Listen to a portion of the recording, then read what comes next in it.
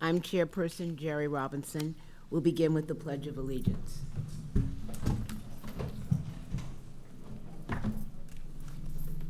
pledge allegiance to the flag of the United States of America and to the republic for which it stands, one nation, under God, indivisible, with liberty and justice for all.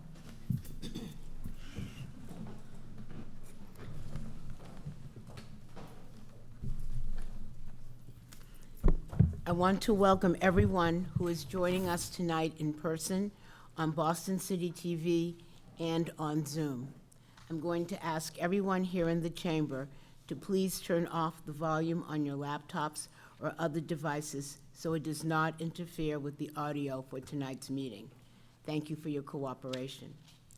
Tonight's meeting documents are posted on the committee's webpage, bostonpublicschools.org/schoolcommittee, under the August 28th meeting link. For those joining us in person, you can access the meeting documents by scanning the QR code that's posted by the doors. The meeting documents have been translated into all of the major BPS languages. Any translations that are not ready prior to the start of the meeting will be posted as soon as they are finalized. The meeting will be rebroadcast on Boston City TV and posted on the school committee's webpage and on YouTube. The recording will be available in all of the BPS languages. The committee is pleased to offer live, simultaneous interpretation virtually in Spanish, Haitian Creole, Cape Verdeano, Cantonese, Mandarin, Vietnamese, and American Sign Language. The Zoom interpretation feature has been activated. Zoom participants should click the globe icon at the bottom of your screen to select your language preference. I'd like to remind everyone to speak at a slower pace to assist our interpreters. Before we start, I'd like to introduce Ms. Karen Sullivan, our new school committee coordinator. She comes to us with a background in the special education department and will be a great asset to our team. Please join me in welcoming Ms. Sullivan. Karen, just want to stand so people can see it.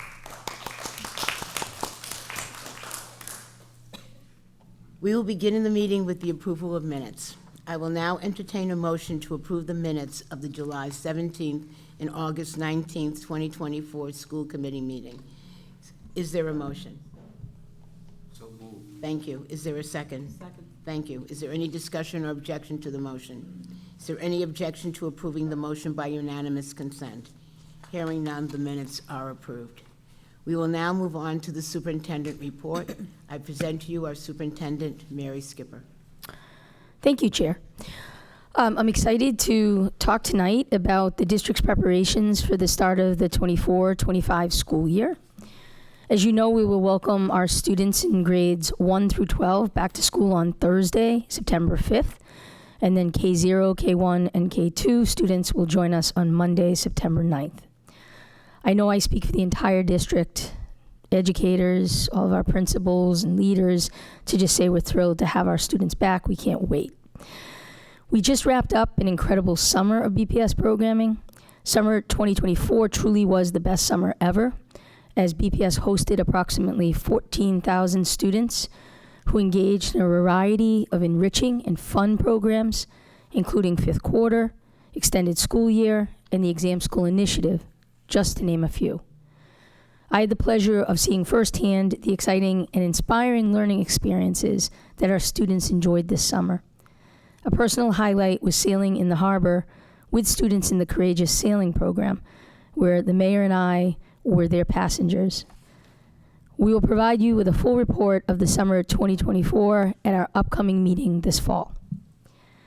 Earlier this month, we held the annual August Leadership Institute, which we lovingly call ALI, in the beautiful space of the Boston Arts Academy. This annual gathering, which has been happening since 1996, and I do remember the first one, brings our school leaders together to reconnect and prepare for the year ahead.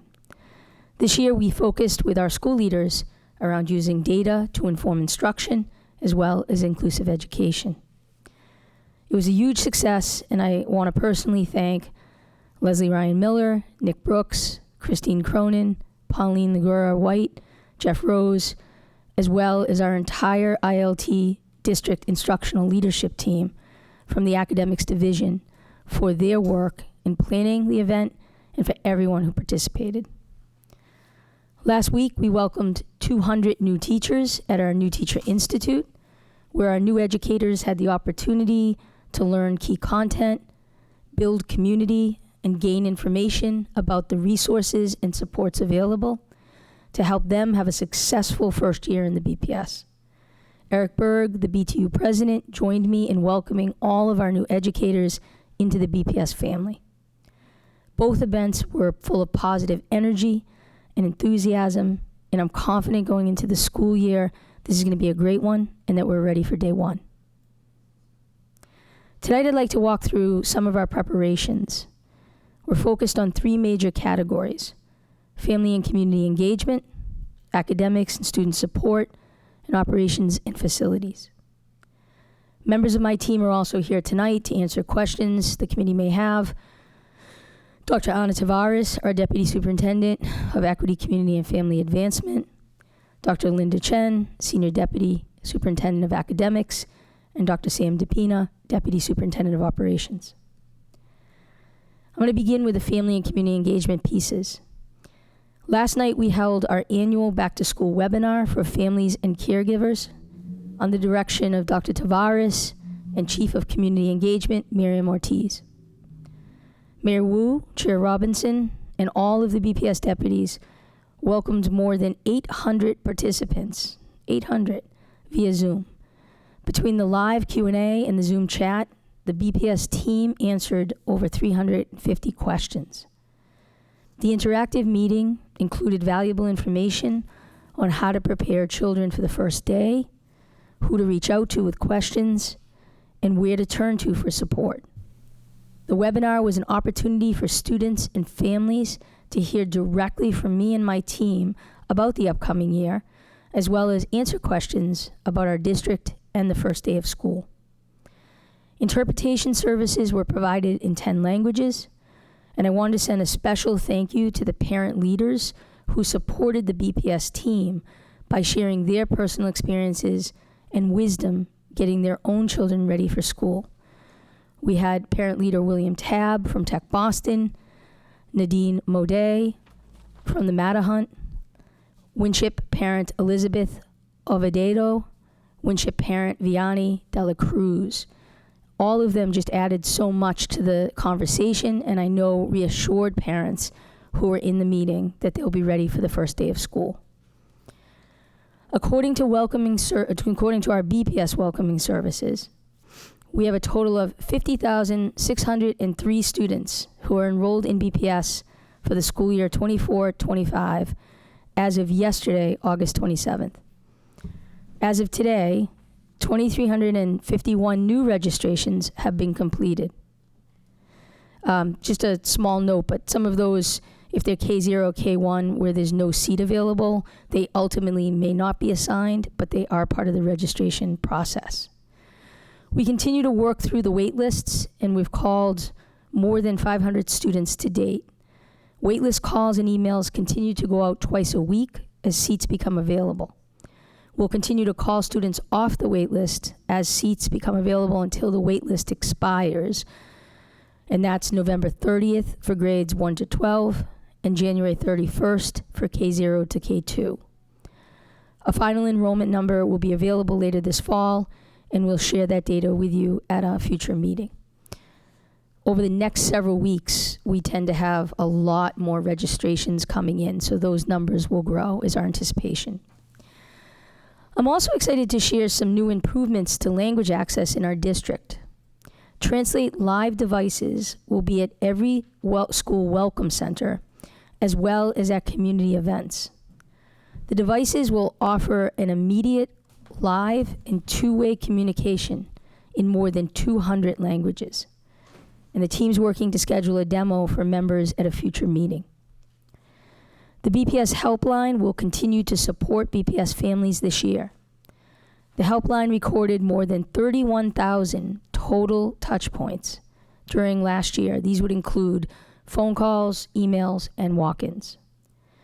We're going into the third year with the helpline team in place, and we continue to get great feedback from families that they now have one entry point to get questions or concerns addressed. We're also able to track and close out requests so that we know popular topics and trends, and we can ensure families have the information they need. We're committed to supporting our students. That means that our principals, teachers, and school staff are ready to meet the needs of all of our students. This year, we're focused on providing strong instruction, creating welcoming and supportive environments for students and families, and engaging students so that we encourage good attendance. As I mentioned before, this past year was a planning year for the implementation of inclusive education. All schools convened IPT, or what we called inclusion planning teams, focused on planning for specific grade levels, and educators participated in an additional 8 hours of PD, focused on building foundational knowledge relative to inclusive education practice. As we begin school year 24-25, inclusive practices are being implemented in grades K0 to K2, 7th and 9th grade, and schools' IPTs are beginning planning for additional grades to implement in school year 25-26. Upon reflection of the IPT process, we're implementing some changes as a result of the feedback we received from different stakeholders. For example, we'll be focusing on progress monitoring this first year of implementation for both students with disabilities and multilingual learners. As chronic absenteeism rates continue to decrease, attendance will continue to be at the forefront of our work this year to keep that decrease going strong. Our students cannot learn if they are not in school. This is why it's critical that our students come to school.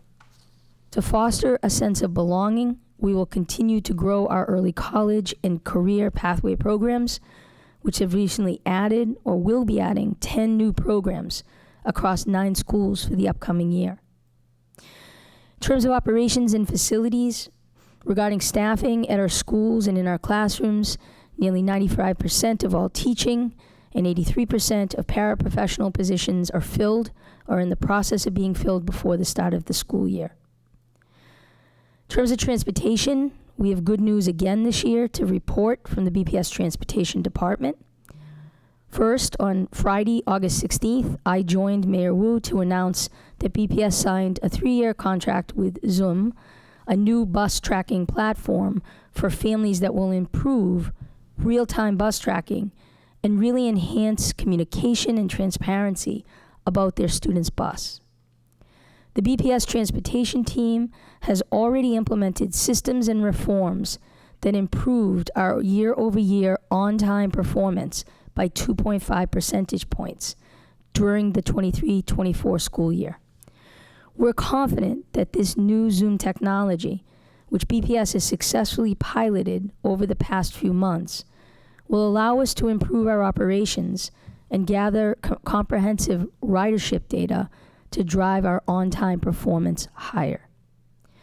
BPS runs 632 yellow buses on a daily basis, transporting approximately 22,000 children across nearly 200 BPS and non-BPS sites. All students who are assigned to their school in Aspen by August 9th are guaranteed to have their bus assignments in place for the start of the school. Bus assignments have been sent to families by mail and email and are also available in the Zoom app. The team continues working hard to assign buses for eligible students who registered or changed schools later in August, and the vast majority of these students will also have their bus assignments in place for the first day of school. More than 32,000 Boston students in grades 7 through 12 receive M7 MBTA passes from BPS. Students can ride the MBTA free on the first day and pick up their passes at school on the first day. After driver and staff shortages just a couple of years ago, we are now fully staffed. As of the end of last week, we had 743 active bus drivers and 36 trainees, 706 active bus monitors, and 62 pending hires, nearly 200 more bus monitors than last year, and more than 25 customer service staff, including multilingual staff, are ready for the start of school on the hotline. At the start of the 2024 school year, we will have 39 electric buses on the road, representing 5% of our total fleet, as well as propane buses or green transition fuel and diesel. BPS Transportation, under the leadership of Dan Rosengard, is aggressively pursuing all available grant funding for EV buses. During the 23-24 school year, BPS secured nearly $25 million in grant funding, which will help us electrify approximately 75 additional buses, tentatively for the start of the 25-26 year. We continue to meet regularly with our Transportation Advisory Council to identify and collaborate on additional areas for continued transportation improvements for students, families, and schools. Families and caregivers with questions can contact the Transportation Hotline at 617-635-9520 from 6 a.m. until 7 p.m. Monday through Friday. They can email us at schoolbus@bostonpublicschools.org or visit our website at bostonpublicschools.org/transportation. In terms of facilities, the BPS Facilities Department has been busy this summer preparing our facilities for the return of students. Projects include 15 bathroom renovations that have been completed and 3 more expected to be completed before the start of school at the Dudley Street Neighborhood Charter School, the Manning, and the O'Donnell schools. 13 gymnasium renovations completed, 5 major pool repairs completed at Charlestown High School, Madison Park, Technical Vocational High, Mattahunt Elementary, Umana Academy K-8, and Up Academy Dorchester. 2 playground projects were completed. 1 library project is still in progress at the Hernandez. 5 exterior door projects were completed, 5 kitchen renos, and 7 flooring projects in progress, 3 completed. Just a massive amount of work for facilities with our buildings so that they can be ready, beautiful, and for students and staff come the start of school. I also want to give a special shout out to our custodians who work hard every day to make sure our schools shine when students and staff return. Thank you for your hard work keeping our buildings clean every day of the year. Food services, couple updates. BPS Food and Nutrition Services is ready to make sure that our students have nutritious and tasty quality meals available at our schools. Breakfast, lunch, and after-school meals are free to all BPS students. No paperwork is required. This year, 98 kitchens will be cooking on site at the start of school, and we plan to have 107 cooking on site by the end of October, compared to starting with only 85 sites cooking last year. Full salad bars are featured at every cooking school and will feature rotating menus of fresh ingredients. The remaining schools with staffing challenges or without kitchens receive meals prepared in Roxbury by Black-owned City Fresh Foods. FNS has 44 open positions compared to 75 last year for day one, and we're still working hard to fill those. Once those positions are filled, we'll be able to cook on-site at additional schools. Our breakfast and lunches feature whole grains, lean protein, white milk, and lots of fruits and vegetables. We're also focused on offering culturally relevant meals that help create a welcoming environment for our students and teach them about foods from all over the world. Kosher and halal meals are also available at all schools upon request. Menus will feature 7 new culturally relevant dishes, including jerk chicken, a Caribbean bowl, chicken and chickpea tikka masala, and a falafel bowl and bean chili. So really, the food service is working hard with the schools, the students, and the staff to expand our menu options. In terms of safety, We're ready to begin the school year by finalizing the deployment of our safety specialists this week. Our team has met with the Boston Police Department's School Engagement Unit to plan for the support and resources for the upcoming year. Safety specialists continue to participate in school opening planning and ongoing safety meetings. They've also met with BPS Transportation to learn about the new Zoom app. We've hired a diverse staff that includes individuals who identify as Haitian, Cape Verdean, Latinx, and Black, and speak 5 different languages. The BPS Community Connectors program will meet with Executive Director of Opportunities and Youth, Brian Marks, for a second year in a row to solidify our collaboration with the supervisors of attendance, and will partner in making home visits. And those home visits are really critical. Community Connectors also participated in numerous home visits with BPS family liaisons throughout last year, including 25 since February alone. The Office of Emergency Management, or what we call OEM, has engaged with every school and has also conducted more than 90 school visits to assist with safety plans, drills, and follow-ups with safety and risk assessments. Operational leaders in school SOUPs continue to support schools by helping them to complete their safety plans, which are due on September 1st. They have also conducted various emergency management trainings in preparation for school opening, including 3 at the BPS Operations Management Institute, 3 at ALI, and 1 at the New School Leaders. And they also continue to conduct active shooter trainings in coordination with BPD. In terms of athletics, I'd like to end our back-to-school update with BPS Athletics.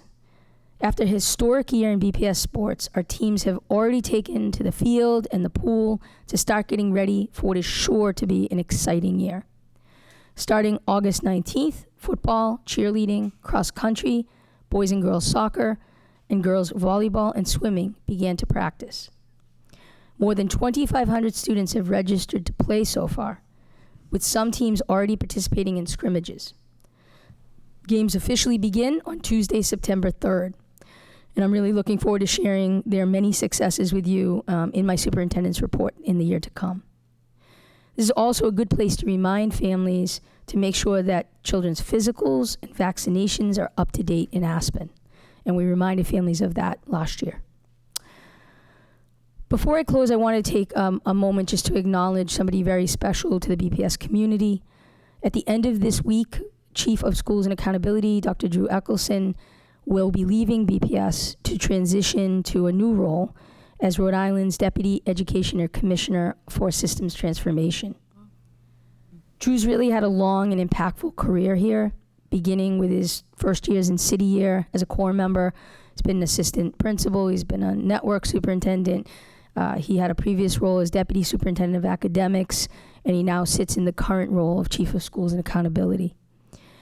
I also just want to remind that Drew stepped up when leadership was needed here in the district before my coming, and he was the acting SOUP. He's really been an essential team member for me, and I know for many in our district. It's a really bittersweet moment anytime someone so talented leaves the BPS for a position that they can show even greater leadership. So I will very much miss Drew, and I know our teams and our educators and our leaders will miss Drew. And I did not want our meeting to go. He's not here this evening, but I know he's watching and just want him to know all of our appreciation for his many years of work here in BPS. We also like to say here in BPS that it's not goodbye, it's just see you later. I think there's many of us that are evidence of that. So I'm hoping that that's definitely the case with Drew at some time in the future. A couple of bright spots to finish with. First of all, announcing the first cohort of the Dr. Carol Johnson District Leadership Fellowship. This is a new program in partnership with BU to develop the next generation of BPS system level and district school leaders.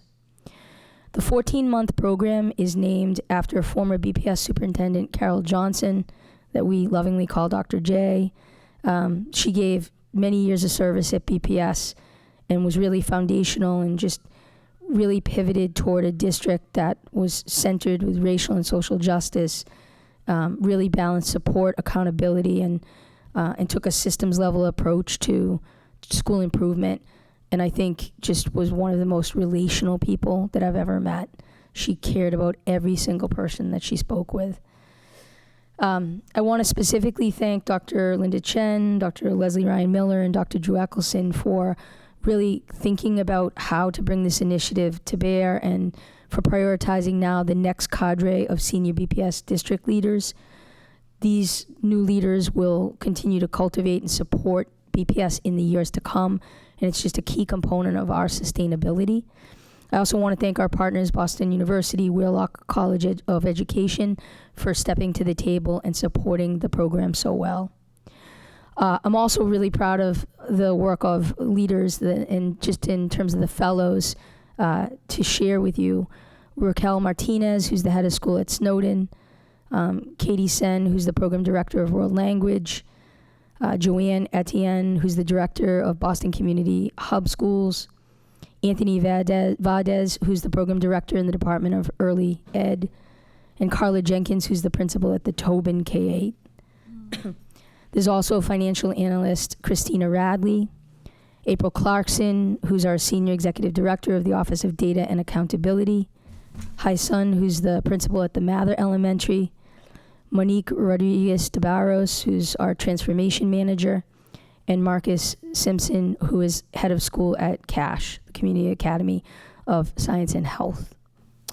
Also, Ann Hernandez, who's the Region 2 District Social Worker, Courtney Ryan Kinney, who's the Region 2 Ops Leader, Tinu Awusebe, who's the principal of the Shaw Taylor Elementary, Michelle Simon, who's the principal of the Mozart, and Sarita Thomas, who's the principal of the Trotta Elementary. So we just congratulate all of these fellows. It's such an outstanding, when I look across them, such an outstanding group of leaders, and it just reminds me every day how blessed we are in BPS to have the leaders that we have. This morning, members of the BPS Tech Department, OIT, honored the memory of cherished member of their leadership team, Andy Horgan. They dedicated the Andy Horgan Network Operations Center, which is on the 3rd floor of this building. Andy, who passed away earlier this summer, and I made mention of this as we did a moment of silence at school committee, was a beloved BPS friend and colleague and truly a pioneering force in integrating technology to enhance our students' learning. I'm also proud to share that we nominated Andy posthumously, and he was in fact the award winner of the Secretary's Leadership and Innovation Award at the 30th Annual Massachusetts Digital Government Summit. This is one of the highest awards that's given in technology in our state, and his wife Audrey will receive that on September 19th. Today I was thrilled to visit Boston City Council, where earlier Dr. Albert Holland was celebrated again, and rightly so, for the naming of the Burke High School to the Dr. Albert D. Holland High School of Technology. He was honored there with a city council resolution. Many of his supporters and fans, and myself included, were there. I want to thank Councilor Brian Worrell for inviting me and for hosting the event. It really is a true celebration and so well deserved by Al. And I know that the Holland Tech will be extremely excited in this new incoming year.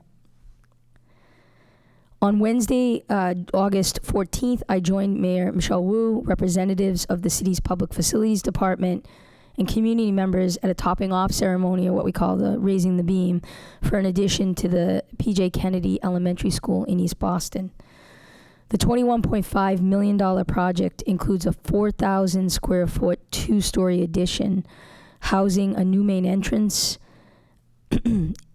which is now at level or at grade, a new stairwell, a new elevator, serving all 3 levels of the building, and accessible toilets.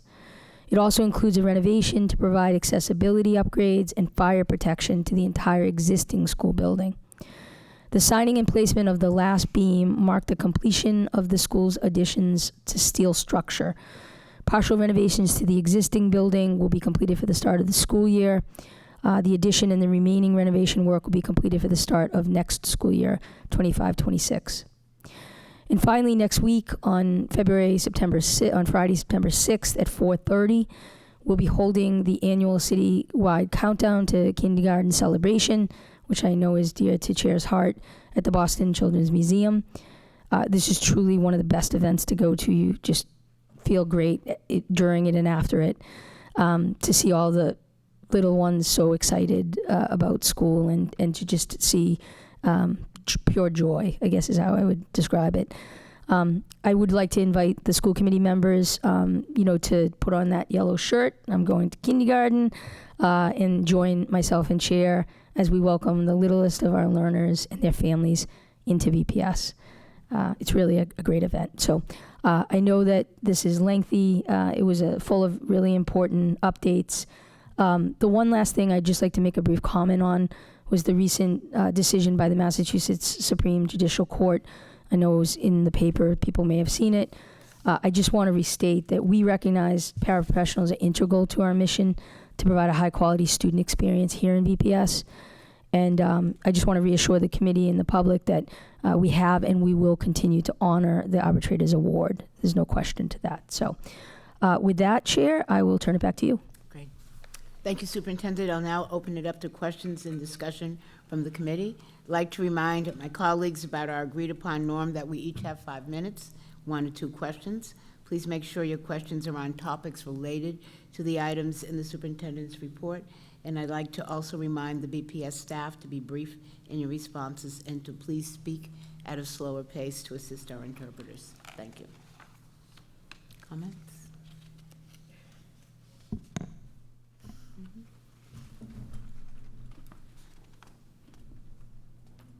No. Somebody else go first.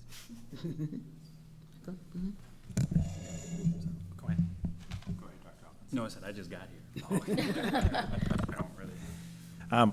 Mainly a comment, Superintendent, thank you for the in-depth report about getting ready for schools. So many of the numbers sound good, from the transportation hiring to the overall teacher hiring. And a couple of points jumped out to me. One, loved hearing about the openings in food and nutritional services compared to last year. That was a big issue, holding back a number of our schools because they just couldn't get the people, and glad that's way down. And the new menus, love that. Culturally relevant. Look forward to having a few meals in schools this year and trying the falafel in particular. Second, I was surprised you didn't mention, or maybe I missed it, but in that voluminous list of all the renovations going on that facilities have done, the 15 bathrooms, the 13 gyms, the 5 pools, the 2 playgrounds, the 1 library, we also have a brand-new school opening. The Josiah Quincy Upper School, which I had the opportunity to tour the other day, and it is absolutely stunning, and just another stunning new high school in Boston Public Schools. And when I stopped and added up, what the city and BPS and Mass School Building Authority spent on Dearborn and BAA and now JQAS, the Carter, which is also under work, and I had the opportunity to tour that as well, and it'll be ready next summer. $450 million between those 4 schools, and then what was it? Another, you said $21 million for the PJ Kennedy. The Quincy Lower has a lot of work going on.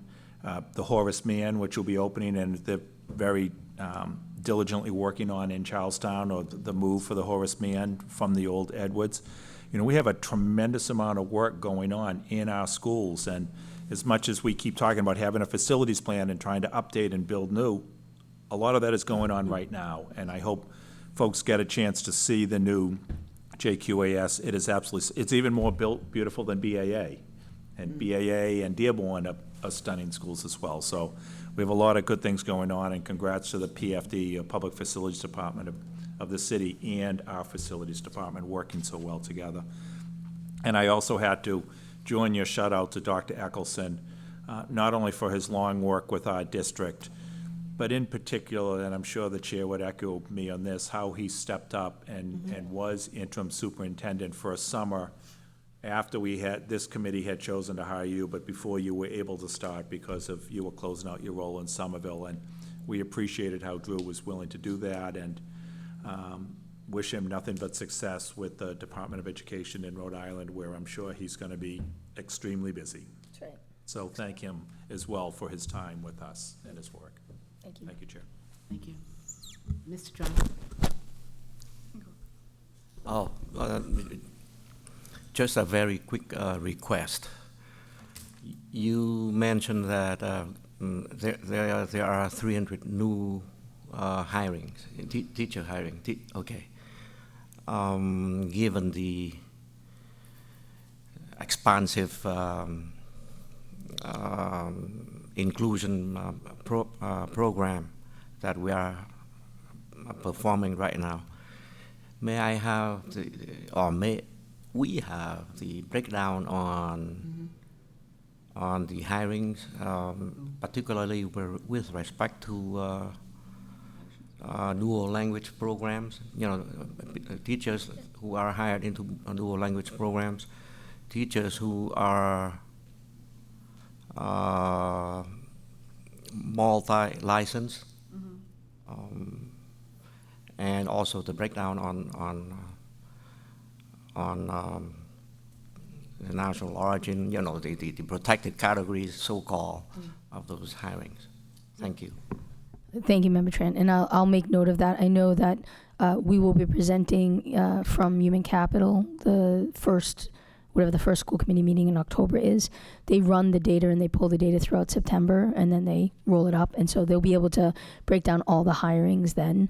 But I will ask if there's a glimpse that we can give for the next school committee meeting, particularly on the bilingual component, because I know that that's been, for the committee, definitely an emphasis, and it is for us as well. Okay, thank you. Mr. Tran, you asked my question.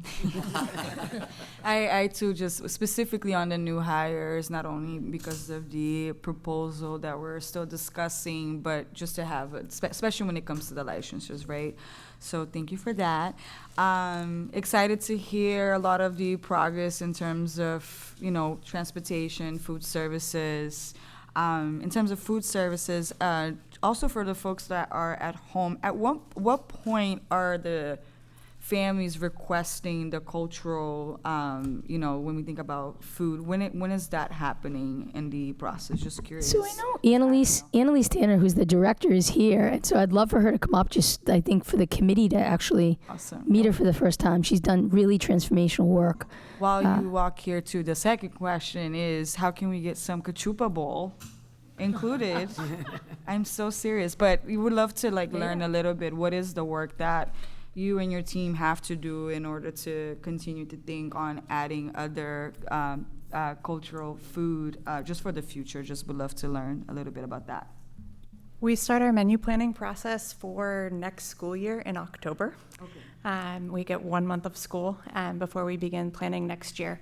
And we have a really extensive student engagement process where our chefs go out and do chef in the dining room at our schools once a week to get feedback from our students. We also have an amazing program this year called Global Student Choice Day, where we had students last year suggest menu items. We tested those out, and they voted on them at every school.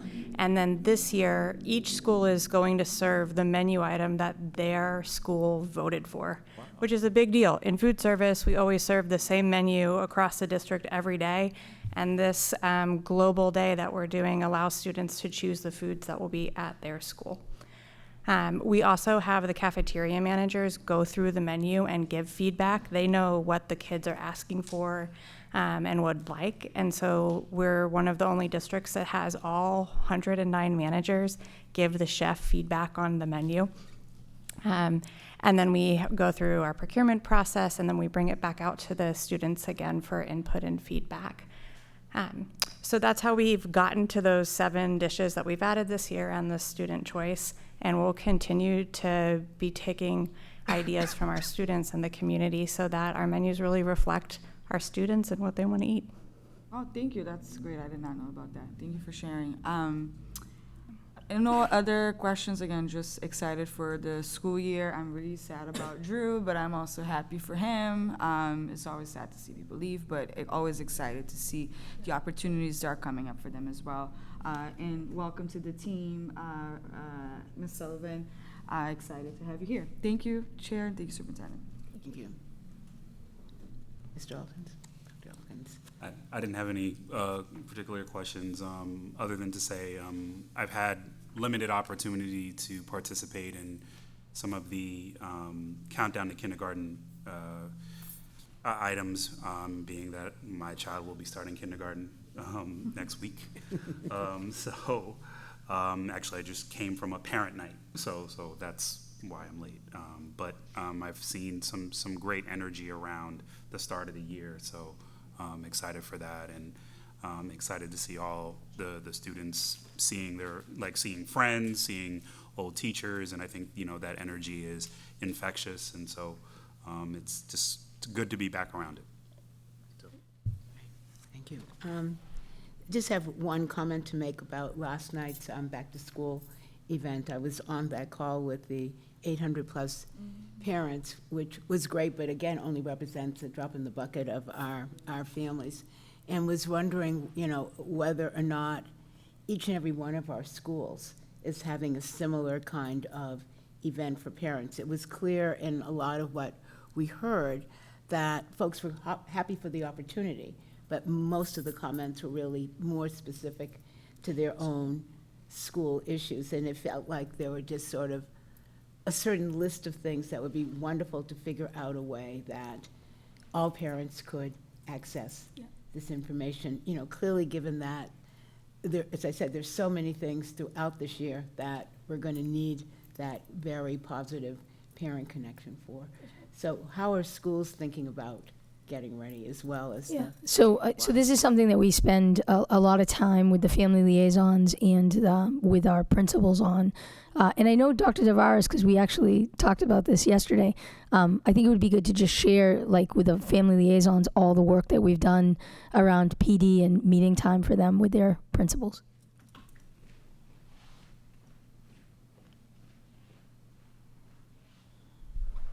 Good evening, and thank you for the opportunity, Chair Robinson. To Superintendent's reminder of the ALI session with professional development, we had the opportunity to have the team of the Office of Family and Community Advancement present to all of our principals. Mm-hmm. We were really fortunate that we had the support of the academics team to really look for the connection and the importance also symbolically by having us part of ALI. We polled the principals while there at the meeting to ask them about their plans for engaging families in their back to school events. And the majority of our schools, I can report from the poll that we took, absolutely have a plan to do a very robust welcoming for our families. And for some of those schools that were a bit hesitant, whether it's because it's a new community or a new leader and just needed some support, that was the opportunity for us to be able to say, hey, we have some resources, we can really support you, and here are some of the ways in which we can just show up. We're really fortunate to have such an incredibly involved team. For example, the helpline, they don't just answer phones here at the bowling building. They actually are tagged to go and support exactly what you were asking, those events to open schools, and our teams go out and man tables and provide resources for families. And a lot of really savvy school leaders really utilize the resources that we provide in order to be front-facing in front of families. For us, the 2.0 version of this is to continue to have high-quality opportunities for families to engage at school so that they feel really welcomed and feel a sense of belonging at their buildings. So it's always the mark that we want to hit, and we're really fortunate that we get to work really closely with the academics team. And Dr. Chen and I really see that eye to eye, that that's part of the really important work that we need to do in schools. Great. Thank you. If there are no other questions, I'll now entertain a motion to receive the superintendent's report. Is there a motion? Is there a second? Second. Is there any discussion or objection to the motion? Is there any objection to approving the motion by unanimous consent? Hearing none, the superintendent's report is approved. We'll now move on to general public comment. Ms. Thank you. Parvex? Thank you, Chair. The public comment period is an opportunity for parents, caregivers, students, and other concerned parties to make brief presentations to the school committee on pertinent school issues. Questions on specific school matters are not answered at this time, but are referred to the superintendent for a later response. Questions on specific school policy matters are not answered at this time, but may be subject of later discussion by the committee. The meeting will feature 2 public comment periods, with the first comment period limited to 1 hour. Priority will be given to those testifying in person. Time permitting, the committee will then open it up for virtual testimony. After 1 hour, anyone who hasn't testified will have the opportunity to do so at the end of the meeting. We have 19 speakers this evening. Each person will have 3 minutes to speak, and I would remind you when you have 30 seconds remaining. If your remarks are longer than 3 minutes, please email me your comments for distribution to the committee. The time that an interpreter uses for English interpretation will not be deducted from a speaker's allotted time. Speakers may not reassign their time to others. Please direct your comments to the chair and refrain from addressing individual school committee members or district staff. Please note, the comments of any public speaker do not represent the Boston Public Schools or the Boston School Committee. Please state your name, affiliation, and what neighborhood you are from before you begin. We will begin this evening with our in-person speakers. Our first speakers are Jean McGuire, Deidre Manning, John Mudd, and Karen Moni Brodek. Miss Jean McGuire, please.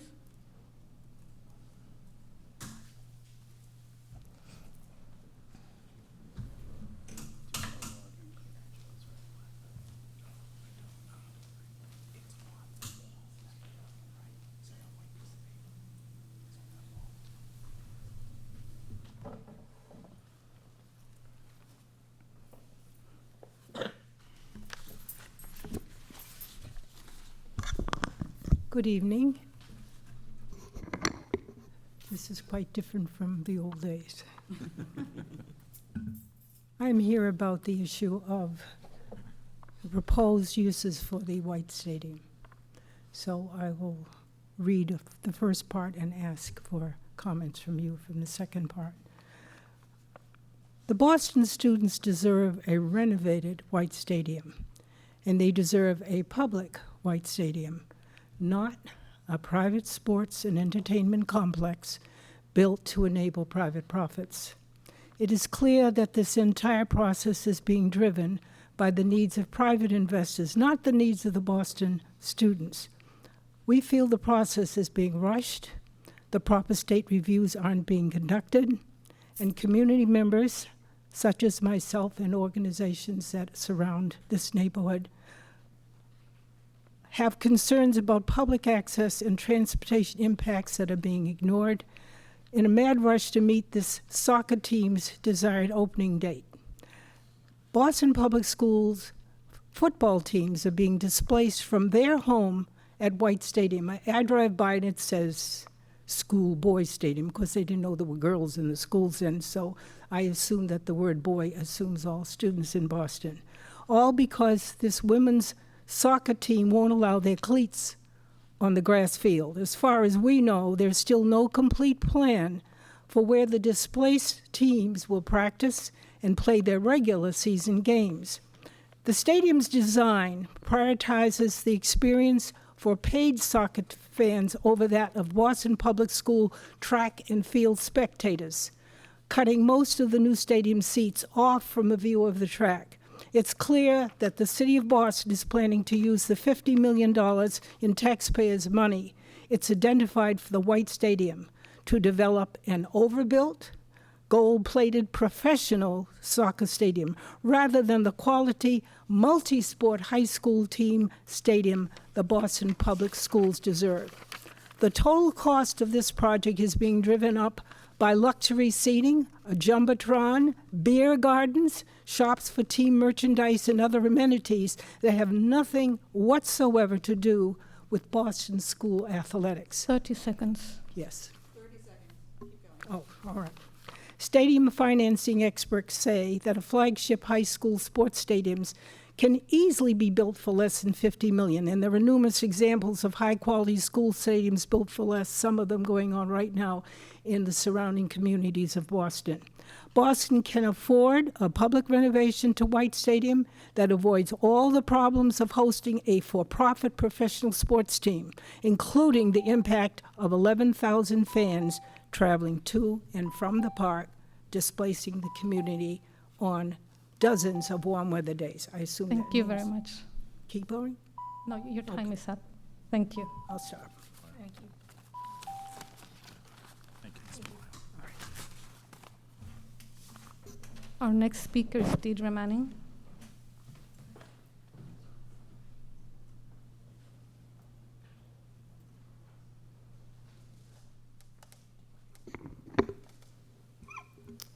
My name is Deirdre Manning. I'm a Dorchester resident and parent of 2 public school students.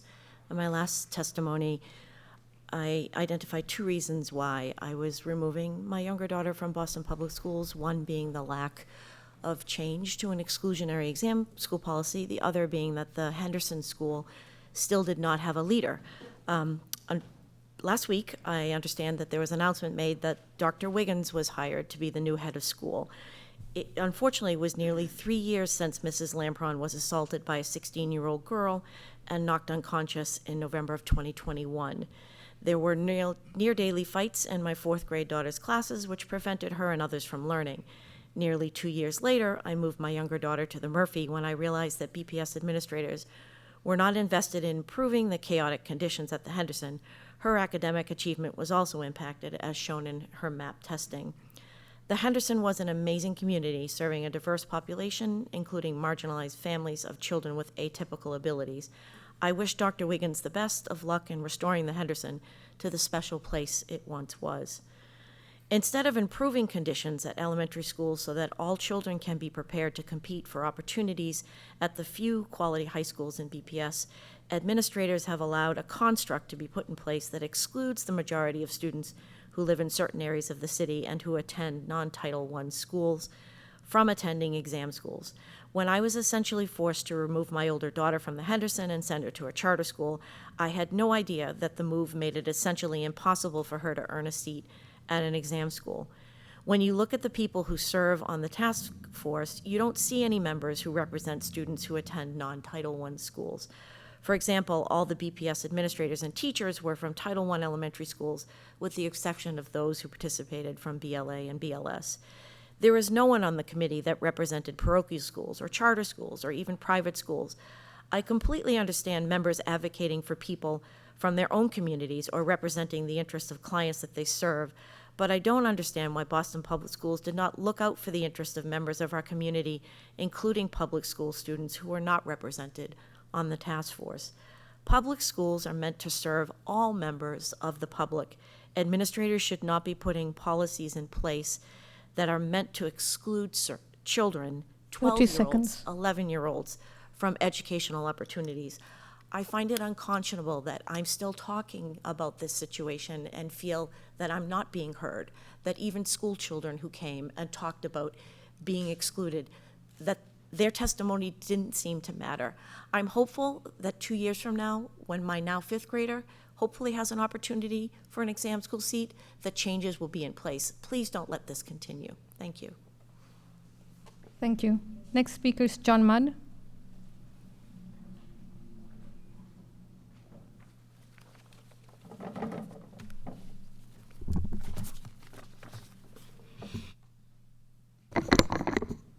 Good evening.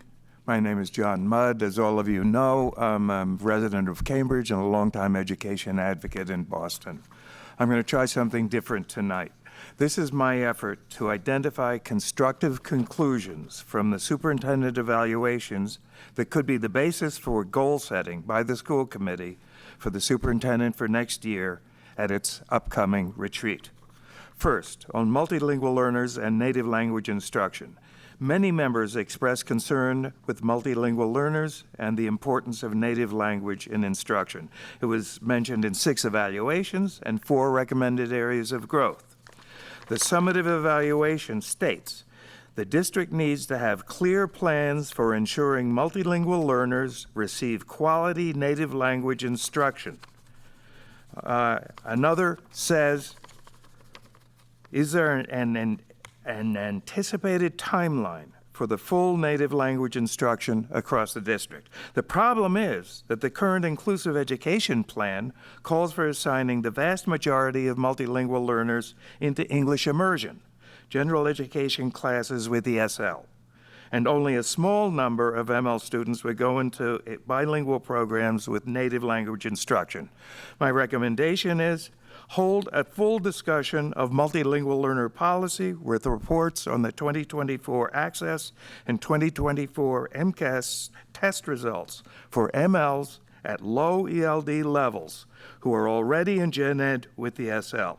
If the results continue to show anything like the past 90% failure rate, establish new goals for the superintendent. Those would be stop implementing inclusion for multilingual learners, and 2, establish measurable goals for the expansion of bilingual education programs providing instruction in native language. Secondly, on equity and equitable literacy, many evaluations mention equitable literacy, but none explicitly ask for the data on how equity among marginalized groups has been improved, as required in the Opportunity and Achievement Gap Policy and the Racial Equity Planning Tool.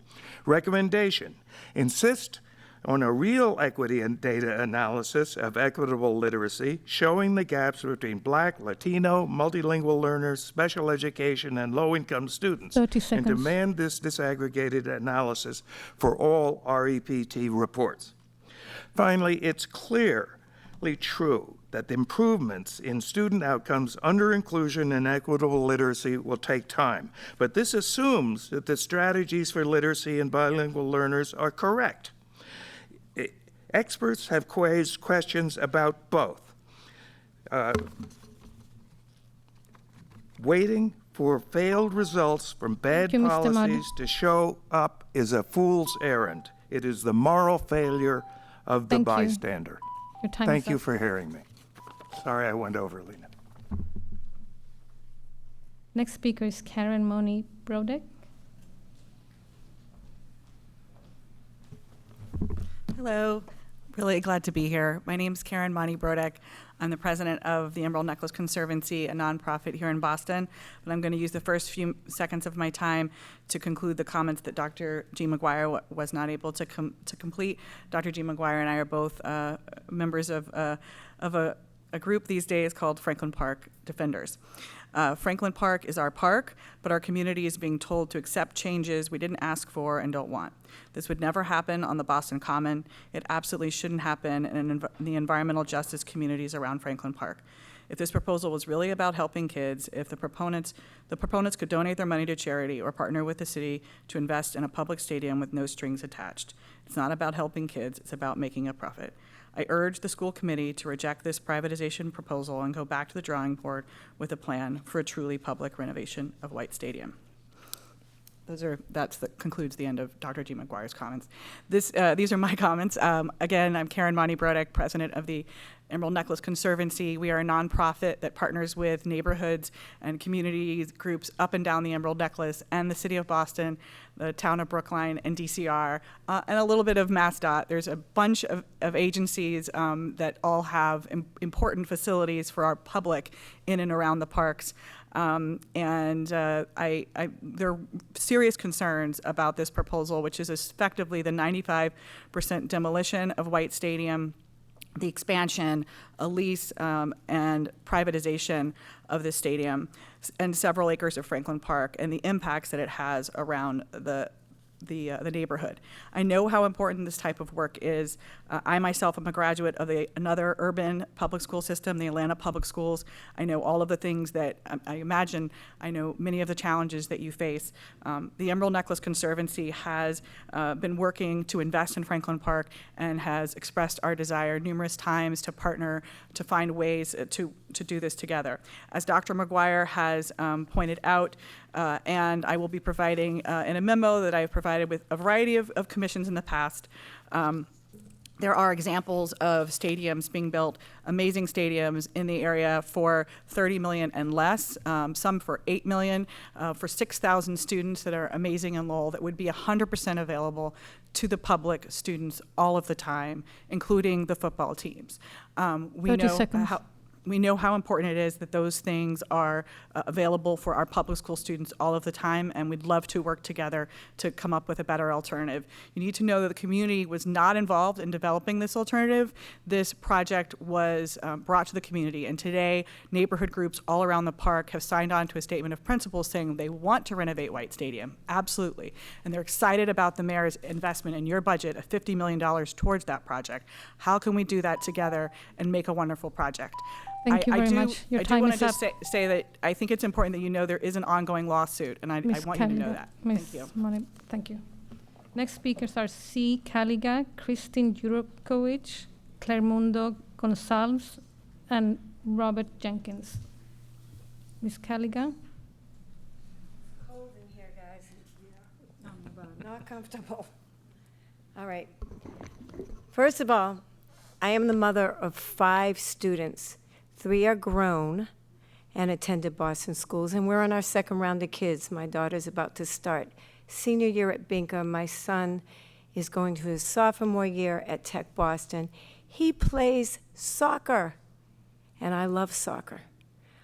I am also here to say, first of all, when we talk about food, you just changed my things. Why we didn't talk about plant-based. Do you all know that a plant-based diet is the #1 thing an individual can do against climate crisis, which we are in, not climate change? And that leads me to say, why is the Boston School Committee not going against this plan for White Stadium? I grew up in Roxbury. I went to concerts there growing up. It is where we go to breathe. People with less influence and affluence live around that park, and that is why they're doing this to that park, against people's wishes. We don't need 10,000 fans traipsing through White to get to the stadium, irreparably damaging our flora and fauna. They're going to take down old-growth trees, 70 to 100. They're going to put a big thing there that's an iconic stadium, which was a trust for our Boston public school children and the community use. We don't need all that money for the Jumbotron and the beer garden. They're going to pave green space. We're in climate crisis, and for our children, every inch of green, urban green space is so important right now. And that is the legacy we're going to leave for our children. We can fix White Stadium with a lot less money without the Jumbotron, the luxury boxes, the beer garden. We just want the stands fixed, better locker rooms, and a good track. That's what our students need, and that's what the community needs.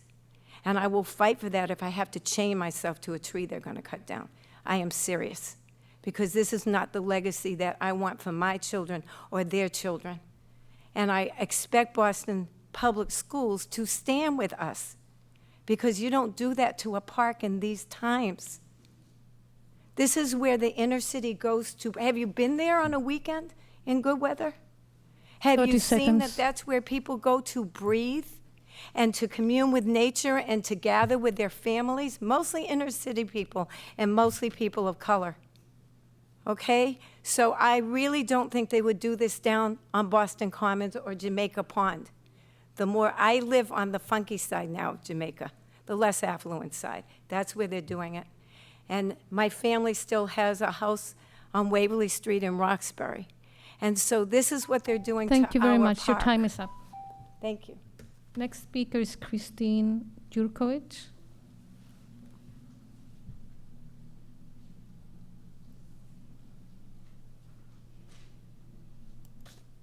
Hello. My name is Kristen Jerkois, and I'm a JP resident. I've been a JP resident for, almost 30 years. And I'm a parent of 2 BPS kids. And as a seasoned parent who has been to multiple fundraisers and have raised money for libraries and playing fields and playgrounds and books, and classrooms. I see the effort that parents put in. I want to say that I support the White Stadium project for a lot of the reasons that people oppose it. One of the things that I've seen over my years is, and it's not a fun topic, but the maintenance of things after we raise money and get these new fields or facilities put in, they deteriorate. And I mean no offense to the city of Boston or the public schools, you have to make difficult decisions, but budgets get cut and things do not get maintained. And having an outside public-private tenant in there will help ensure that the facility remains useful. I mean, look at it right now. It's because of that lack of investment that we're in the state we're in right now. And I know there are different people who feel that, you know, we could do this on our own. I've been here for 30 years. This has been a conversation that has been going on for at least that long.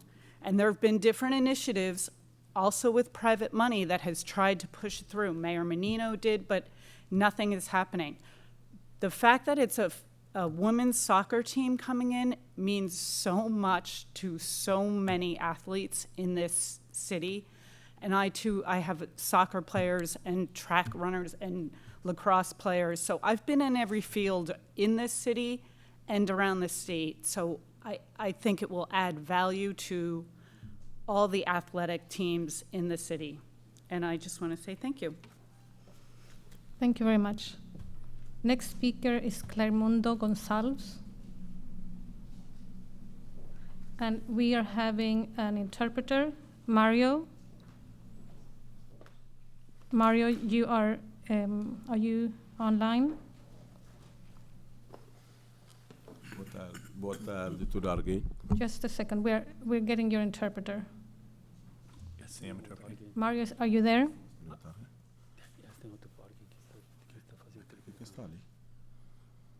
Mm. I can assist with translation, if that helps. Sorry. I can assist with the translation, if that helps. Boa tarde, tudo alguém? Good evening, everyone. Meu nome é Clarimundo Gonçalves, pai de Cláudio Gonçalves, cabo-verdiano. He's Claudio. Yeah, Cláudio Gonçalves. Claudio Gonçalves and son of Claudio Gonçalves. É Clarimundo Gonçalves, pai de Cláudio Gonçalves. Clarimundo Gonçalves, and he's father of Claudio Gonçalves. Yeah. Cláudio vem de Cabo Verde na 2018. Começa a escola na Ocean Garden, 17 de dezembro de 2018. He arrived to the country on November 15th, 2018, and he started at the Orchard Gardens in December of 2018. Yeah, nas 3 semanas de escola, começa a abusar dele psicologicamente. In the 3 months that he was at the school, he suffers from abuse at the school. Depois ele começa a também chacar-se na escola. After the abuse and during the abuse, he began wetting himself at school. Yeah, ele começa com o comportamento a seguir de que ele continua com aquela abusa, continua com o comportamento violento. And then he resorted to compartmentalizing his violence and exhibiting violence behavior. Yes, que começa a levar Boston Medical Center. And he had to be serviced and brought to Boston Medical Center for services. Yeah, i Boston Medical Center, doutora de Boston Medical Center, sata frama, escola, sa frama, minha filho sofre violência física na casa, que é mentira. And representatives at Boston Medical Center alleged that he was being a victim of violence at home, which was not true. Yeah, ele frama, mas tem que envolver o governo que é DCF, ele pode envolver o DCF, para o DCF de saber tudo que os que fazer nada. So they referred the case to DCF, and DCF did investigate the situation, but did not find anything or any fault at home. Yeah, e depois que hospital papel com DCF 3 dias depois para ser em casa, vai fazer investigação, ele bem manda carta, foi problema que está na casa. After DCF was notified, they did an investigation at his home 3 days later, and they verified that nothing was happening at the home. E dia 26 de abril de 2019, a professora crioula tinha uma minha irmã. On April 26, 2018, a Cape Verdean staff woman contacted him at the house. Minha contato de pai, mas minha irmã é contato de emergência, sempre está chamando todo dia na escola, está põe pressão para a escola. He's the primary contact for the school, so they contacted him to come up to the school. Essa chama minha irmã 26 de abril de 2019, que criada chama minha irmã, ele falou para a família vai tomar Cláudio na escola, para morrer Cláudio zuma na escola, essa que cria mandar na bus. So they contacted his sister to let him know that they had to come pick him up from school because he was dysregulated and needed some support. E aí Cláudio está tomando bus 2h20, essa que mandar na bus, a gente chama minha irmã 3 horas, que bus chega paragem. He usually gets on the bus at 2:20, but he did not. They did not get a call till about 3 o'clock. 40 minutos de mais, pes fica com minha filha na escola, essa que informa a família. 40 minutes was just too long a time to keep his son at the school without notifying anyone in the family. E aí minha tia estava na paragem, está esperando minha filha, bus para, tudo alguém diz, bus arranca minha filha que diz, minha tia vai à escola com minha filha. So his aunt was waiting for him at the bus stop, and she waited, and everyone got off the bus, and his son wasn't there, so she went to the school to pick him up. Tempo só pouco, só tenho que acabar de explicar. E depois minha tia frase-me, tinha filho, quando ele vai à escola, tinha filho descontrolado, em pânico, completamente violento. Minha tia frase-me aquela que a causa de casa, a causa de hospital, depois ela resolveu não mandar ao hospital. So when she arrived at the school, he was dysregulated, having a violent outburst. And his aunt suggested to the school that it wasn't good to keep him at the school and send him home. Better off that he went to the hospital. Quando chega no hospital, e da minha filha alta, quando eu estava em casa, me perguntei a minha filha o que aconteceu. Ele falou aquela segurança que bate mal na sala de aula, leva para o quarto de Miss Dursi. Ele pode torcer o rijo que não me engano aguentar, ele pode castar na chão, ele pode doer de roupa peito, ele tapa a mão na boca que respira mais. 30 seconds. Yeah, he said that when they spoke to him at the hospital, he explained how the security officer at the school grabbed him by the hand, put him in a room, and allegedly put his knee in his body and chest, and it didn't allow him to breathe, and he suffered, suffocated a little bit. Minha filha frequenta ele abriu hoje, checa a segurança, recupera a barriga. 3 dias depois ele começa a ter sangue, essa sangue até hoje, essa micha cama até hoje, desde 2019. And he said when he woke up from the incident, he's witnessed the school resource officer with his knee in his chest. And since then, he's been dysregulated, bedwetting, wetting himself, and having violent outbursts. E basta public school saber tudo que usa, extra que todo trabalhador que se envolvido na crime de minha filha de trabalho até hoje já se fazer nada. He's saying that the Boston Public Schools is aware the incident was going on, and all this time later that the staff members at the school are no longer there.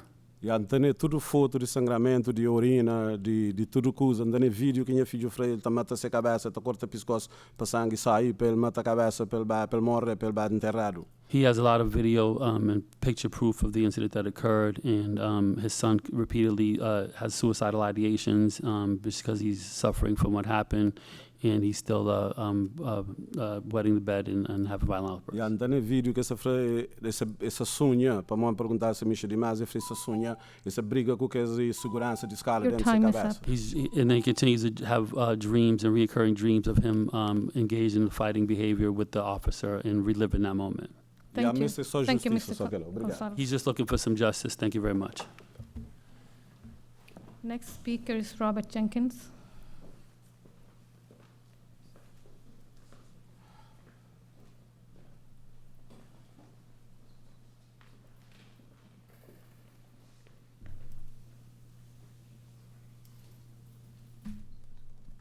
Good evening, everyone. My name's Robert Jenkins. I'm wearing a different hat today, but I want to say one small thing about Madison Park. Superintendent, you were there last week for Freshman Orientation Week. I just sent you an email in regards to your team, the Community Advancement Team, both capital planning team, City of Boston, and the school department, and a lot of other partners in giving a presentation to 80 parents. I've been there 10 years. The last 4 years of, the freshman orientation was one of the best. So definitely it was in the right direction. The hat I'm wearing tonight is I'm an IAG member for White Stadium, appointed by the mayor's office, and I was appointed there to give my objectivity on the White Stadium project. I am for the White Stadium project. As you know, I'm a sports official for basketball, football, which I've already had some scrimmages. I have a scrimmage this week at Tech Boston. So I know the fields, I know people's concerns, but Boston Latin and Latin Academy have homes, and they will be all right. But in the matter of that is that it's most important that White Stadium get renovated, because I scored my first ever touchdown in Madison Park history at White Stadium. My friends and I used to sneak in White Stadium when we lived in Roxbury. So White Stadium is very near and dear to me. I also work for the Parks and Recreation Department as a regional administrator / community engagement person for White Stadium. So I know the political landscape, and I know the whole thing about White Stadium and Franklin Park. White Stadium is Franklin Park as itself and White Stadium is different from the Commons and different from Central Park, because in the close proximity where people live at on Hutchins Street and all the surrounding streets, people use their cars to go to Elmer Lewis, to go to the park, sometimes to walk to the park. I know that landscape. Definitely is going to be a problem with traffic and transportation. But again, there are a number of IAG members like myself. There's 20 of us. We're working with city officials. We're working with city departments. Does work have to be done? Yes. But that stadium needs to be renovated. For over 30 plus years, one side of the stadium has never been renovated. 30 we used seconds. to play 4 games there. 4 high schools used to play games there. And I don't know about doing it now, but we could with security and stuff. But anyway, what a lot of people need to know, a lot of kids are not playing football. As Avery and them can tell you, the numbers are going low on football. They're combining schools. So where they're combining schools that don't have football or have those enough students to play, Your time is up. very imperative Thank you very much. that we fix White Stadium. Thank you. Thank you. We will now transition to virtual testimonies. Please make sure you're signed into Zoom with the same name you used to sign up for public comment, and be prepared to unmute yourself and turn on your camera when it's your turn to testify. Please raise your virtual hand when I call your name. Our first group of speakers are Alexandra Oliver Davila, Mike Heichman, Edith Bazil, and Dorothy Fennell. Ms. Oliver Davila.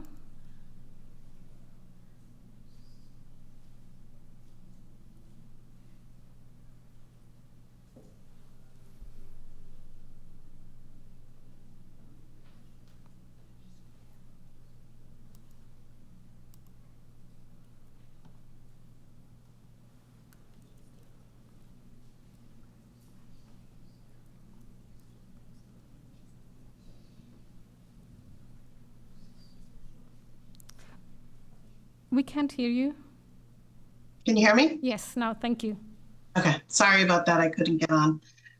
Good evening, Superintendent. Good evening, school committee members. My name is Alexandra Oliver Davila, and I'm the Executive Director of Sociedad Latina, which is an out-of-school time youth development organization located in Roxbury, and I'm a resident of Rosendale. At Sociedad Latina, we have been concerned about cell phone use among teens for some time. We've seen the negative impacts of too much screen time, the harms of social media, including unhealthy comparison, misinformation, racism, self-harm, and cyberbullying. The rise of social media and big tech's algorithm, addictive design, has had serious impacts on youth wellness and mental health. Teenagers are more sad today than at any other time in our history. We also see how the lack of sleep from nighttime cell phone use is hurting young people, including decreased academic success, as well as depression. Kudos to BPS for having a no cell phone policy. That is a great start. When we surveyed youth from Sociedad Latina, they shared that although they are aware there is a policy, there is inconsistency in its implementation. This summer, Sociedad Latina implemented a new policy where youth had to put their phones away in a locked cell phone cabinet. We worked with families to ask them for their support in planning ahead with their teen. We assured them We would always have someone answering our main line in case they needed to get in touch with their teen. And we also assured youth that they would be able to contact their family should they need to. We had a wonderful summer. We also worked on teaching youth about the algorithm and how it works to get them addicted, and how big tech is targeting young people, harvesting and selling their information. We also talked about the positives of social media. Digital life is not going to go away, and it is not all bad. At Sociedad Latina, we believe that we need to support youth through education and helping them to come to their own conclusion and take agency over how they experience and use social media and technology. We have been focused on supporting youth to be digitally responsible and digitally well. I know BPS has several schools who have piloted the Yonder Pouch and have seen some great results. I think that is an option to seriously consider adopting across all schools. However, it is not enough. I'm advocating for BPS to make a deep financial investment for more education during the school day on the positives and negatives of living in a digital world, as well as tech ethics. 30 We are no seconds. longer living in a digital device divide, but rather a knowledge divide where youth of color are being left behind, and we will have serious negative consequences in their future career options. BPS shouldn't be fully responsible for tackling this issue. Parents and guardians, you need to look at your own tech use. It's addictive for all of us, not just young people, and you need to role model what you want to see. I also encourage families not to get a phone until 8th grade. BPS, the time to act is now. Thank you very much. Thank you. Thank you. Next speaker is Mike Heichman.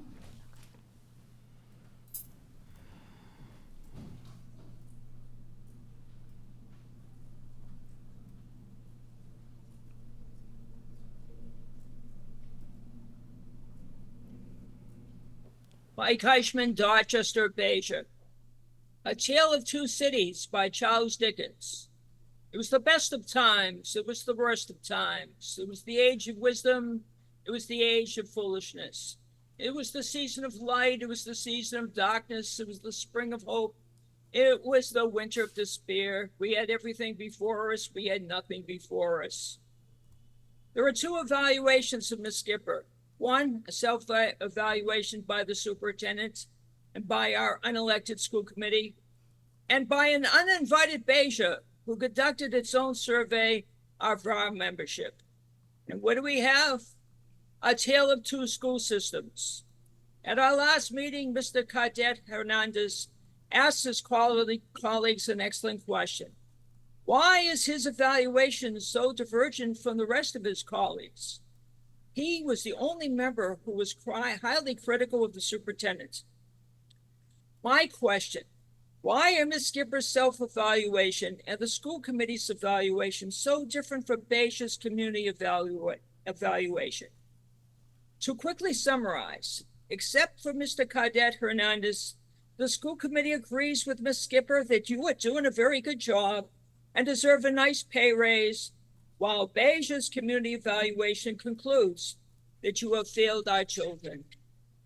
My own conclusion, strongly confirmed by Beja's community evaluation, is that we need an elected school committee and a new superintendent. My two most important reasons. One, you have aggressively increased racism and inequities. A few examples. From the very beginning of your misleadership, you fired Black and brown central office workers and replace them with those loyal to you. Dr. Charles Granson, the Chief Equity Officer, wrote you a letter expressing concern about the mistreatment of Black and brown central office workers. You fired him. When Dr. Casillas was our CEO, under the leadership of Dr. Granson, community equity roundtables discussions were held on a regular basis to discuss how different parts of the system would benefit from with an equity analysis. These meetings were excellent. Under your misleadership, CERT died. You have failed to use the racial equity tool to evaluate 30 the seconds. effects of proposed policies. Without prior community involvement and without using the racial equity tool, you and the mayor aggressively attempted to move the O'Brien from the heart of the African-American community to White West Roxbury.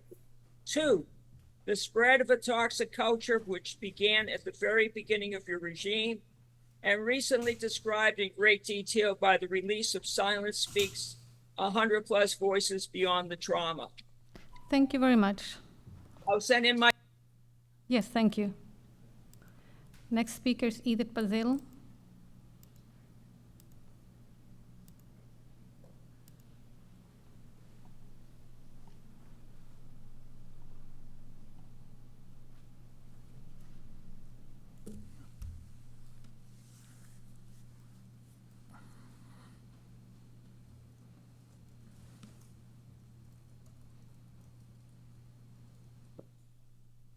Good evening.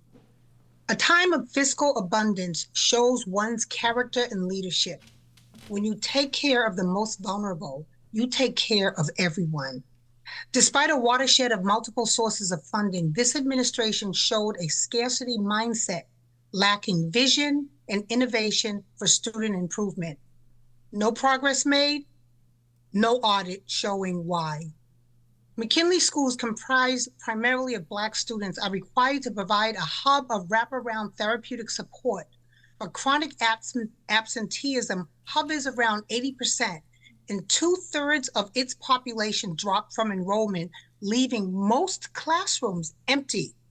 McKinley schools provide no sense of worth, meaning, purpose, belonging, dignity, or opportunities for Black youth advancement, relying instead on metal detectors, random searches, cameras, seclusion, timeout rooms, physical restraints, and safety offices. Federal data shows current suicide rate of Black youth ages 10 to 19 increased by 54% compared to a 17% decline for white youth. Suicide rates for Black youth are increasing faster than any other racial or ethnic group. The district renamed McKinley after a legendary civil rights leader, but ignored constant pleas to address the mental health and restorative justice needs of its students.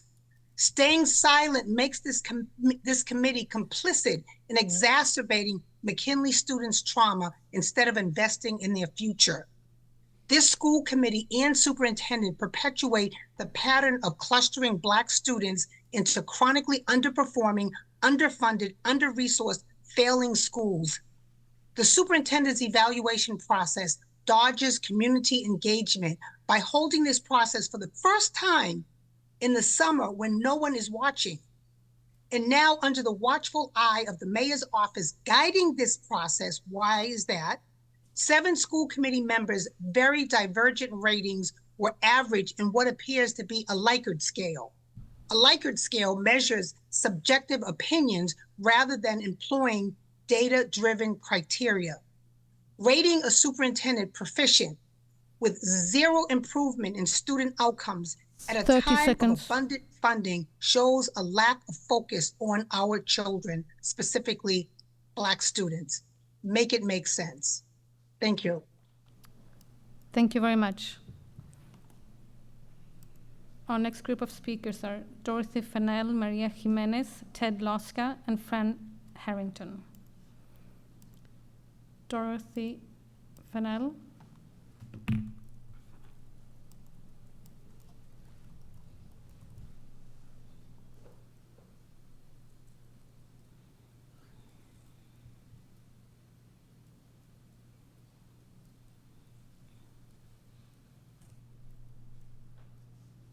Can you hear me?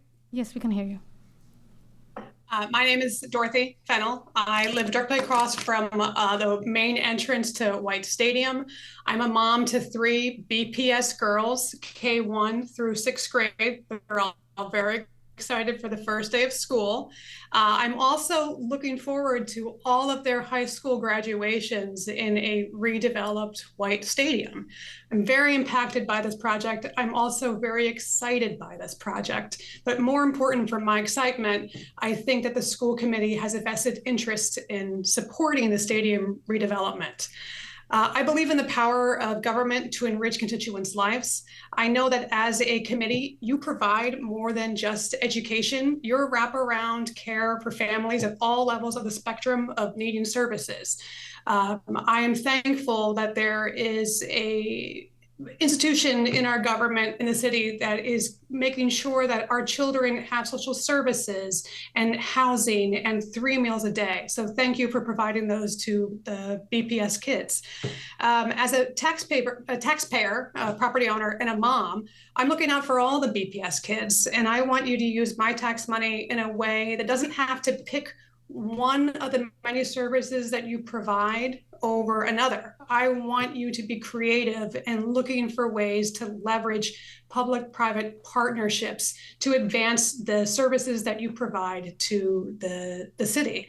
As a transportation planner, which is what I do, I think the key here is that, to me, White Stadium is more than just an asset redevelopment and a park improvement. I see it actually as a catalyst for rethinking mobility in my section of the city. I think that this is a part of the city that has been historically overlooked when it comes to opportunities, and that my neighbors have been given no other option but to drive. And I think that this focus on a larger car light access for larger events, be it for the stadium, for soccer, I think what you're actually enabling is solving transportation challenges where crash statistics are high, and it's very dangerous to be on bike or on foot. And I think the focus here is that the folks who are on bike or on foot 30 are the seconds. folks who can't drive. And that's my BPS kids, and that's all their classmates. I think what's really interesting about this project is that I myself have a two-parent working family. And it's a struggle with the stability that we have even to get our kids to all the activities that they need to get to. When I look at the White Stadium project, what I see is there's going to be an urgency Thank you very much. in making sure Your that time there's is up. Thank you. Our next speaker, Maria Jimenez and Ted Lusk, are not here, so we will go with Fred Harrington. With Fran.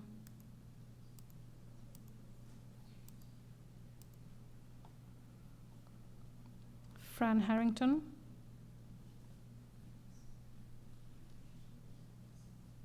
Hi there, can you hear me?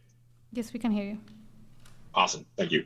Hello, good evening, everyone. I'm going to keep this very short. My name is Fran Harrington. I'm a BPS alumnus. I'm from the BLA class of 2002. I'm also a 20-plus year resident of Jamaica Plain, and I just want to voice my support for the White Stadium renovation proposal. I believe that the student athletes of BPS deserve a world-class stadium, and I think this current proposal is the much realistic chance that we have to accomplish it, at least the 4 years that I've been part of this. So I would like to turn it over the rest of my time. Thank you all. Have a good night. Thank you very much. Our next speakers are Sarah Freeman, Ruby Reyes, Sky Ortiz, and Tony Da Rocha. Sarah Freeman is not in the meeting. Ruby Reyes.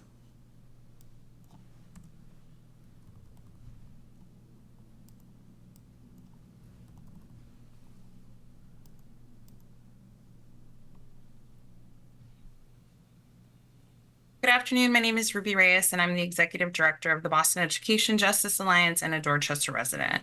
In June 2024, the Beja community organized a people's evaluation of Superintendent Mary Skipper.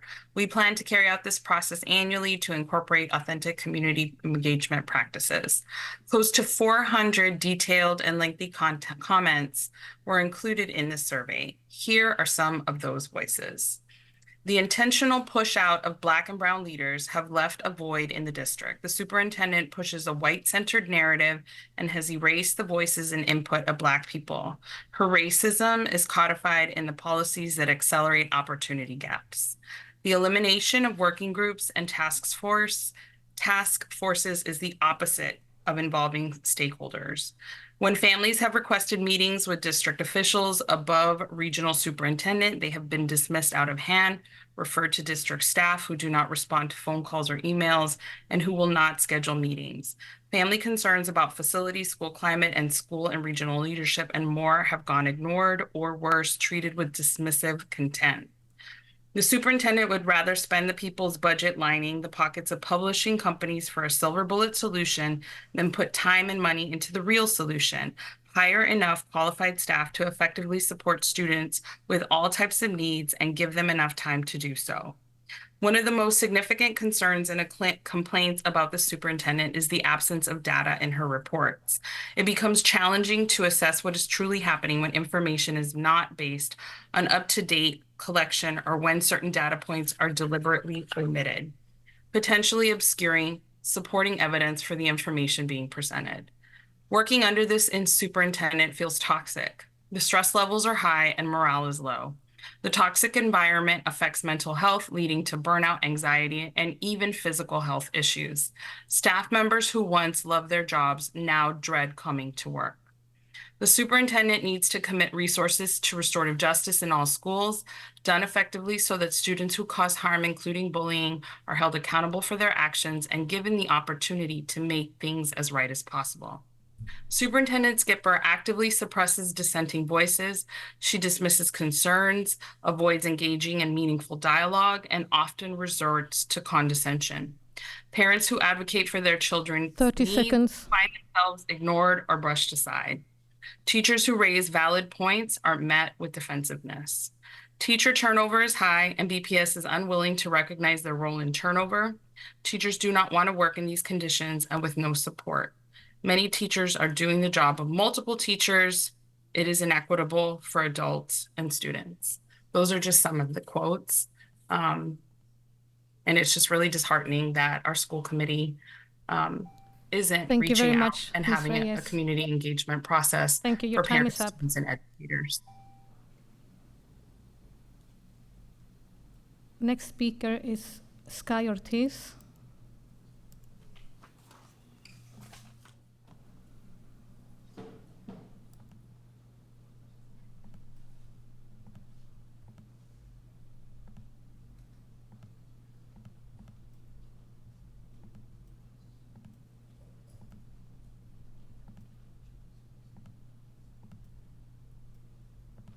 Sky Ortiz, please unmute yourself and turn on the camera.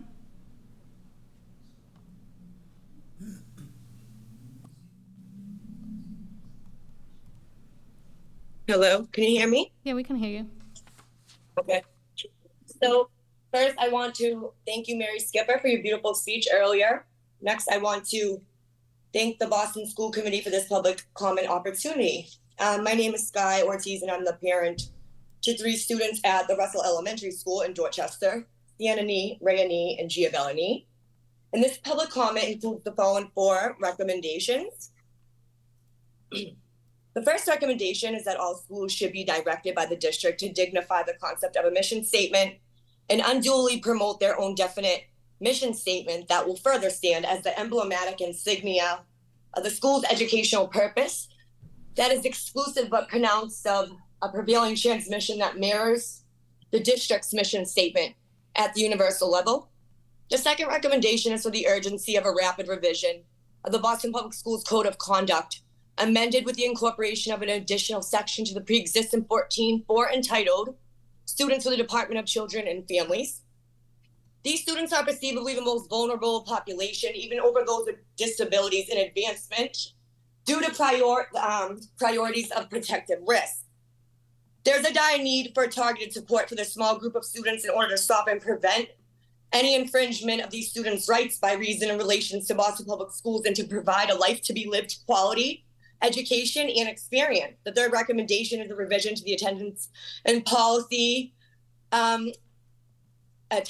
punctuality policy that includes a statement of the recognition and required advising to each student to be respected and treated as the sovereign individual that they are, and that they are only confined, unless otherwise, to the construction of a learning system with the dynamics of a realistic educational worldview, open source system, structured by a student-success-based performance model approach. And my last recommendation, the fourth recommendation, is for the employment of an organization employee performance overview at every elementary school, which includes a reassessment of all staff understanding of the Boston Public Schools District visions, goals, policies, and procedures, along with required singular and monitoring periods to review staff ability to fulfill their role by aspects including but not limited to conduct and attained progress. 30 seconds. Plus, and lastly, the implementation of live streaming audio for all school communication interactions and all forms of correspondences, such as all school grounds, classrooms, meetings, telephones, and web active monitoring management to positively impact and deplete further discrimination and marginalization that may limit students with the Department of Children and Families, but also expand all students to be enrolled in an inclusive, diverse public education system. Thank you. Next speaker is Tony DeRocha.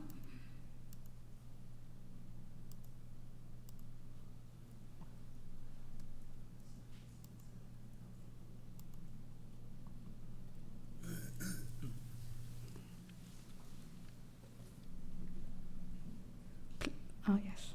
Good evening. My name is Tony DeRocha, recently retired BPS teacher and coach. Just in favor of White Stadium renovation. I was a student at Boston Tech and I ran track and cross country there, and I've been a coach BPS for many years, as well as college level and youth level. Again, I understand the importance of keeping the stadium as a public entity, but I've also been involved in many public-private partnerships and how they can work together. But the key is to make sure that we have everything in writing so the community can see the benefits for both. But we also know that the city the size of Boston, many times what we say we're going to do doesn't really happen. So it's important that when we have an opportunity to get funding from private organizations as well as public organizations, to make sure that we utilize it correctly to benefit. We have a world-class cross-country course, but we have a stadium and a track that is one of the worst in the state. Nobody wants to come here and compete against Boston Public Schools because we have lousy facilities. We have an opportunity to have a world-class facility that our students deserve, but most importantly, also having access for our community members. I remember as a student sneaking into the stadium just to train because it was closed. But with this new stadium and the option to have it open till 10 p.m., but the community use, that's going to be a benefit. Yes, would I like to see it stay public? Yes. Will it stay public? Yes. But there are many benefits. We have to look at the benefits and to make sure they outweigh the negatives. So again, my support for White Stadium renovation. Thank you. Thank you very much. Chair, that concludes our public comment. Great, thank you. Thank you, Ms. Parvix, and thank you to all of those who spoke with us this evening and shared your perspectives. Your testimony is very important to us. Our first action item this evening is the grants for approval totaling $4,565,422. We've made an adjustment to the grants tonight, so the very first two that are on the list are not going to be taken into consideration this evening. I'd like to turn it over to the superintendent for any comments. Great, thank you, Chair. We'll revisit those at a later date. You see, as you'd expect at the end, toward the end of the summer, a large amount of grants to go in support of our work. You see everything here from those that will support health and wellness, playground projects. There's one on cybersecurity, one on JRTC. These are just, really all of the things that are supporting programming that's getting up and running for the fall. Some fall into the bucket of maintenance, so they're being re-upped, and they were previous grants, and then there's others that are new. So I think you'll see the details in the grant packet, and there are people here from respective departments to answer any questions that you may have. Okay, thank you. I'll now open it up to questions and comments from the committee. Mr. Tron? Just a very short question. The English for new Bostonians, $30,000? Mr. Tran, can you speak on the mic? Ah, I'm sorry. I thought I have a tiger voice. I need this, but anyway, all right. Yeah, again, the English for new Bostonians, the $30,000, it looks small, but it's just a quick question. Where is that going to be distributed or directed to? So they currently, thank you, Member Tran. They currently have sites. So this is one of those grants that allows us to continue. Winship is like a good example in the Brighton Alston area that they do. So this is a annual grant that we typically get with them. Thank you. You're welcome. Any other questions? No?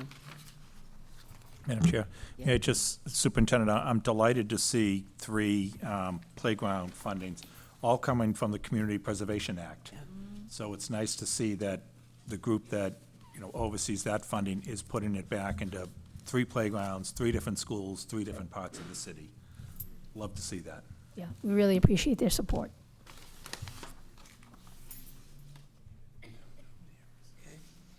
Just double checking.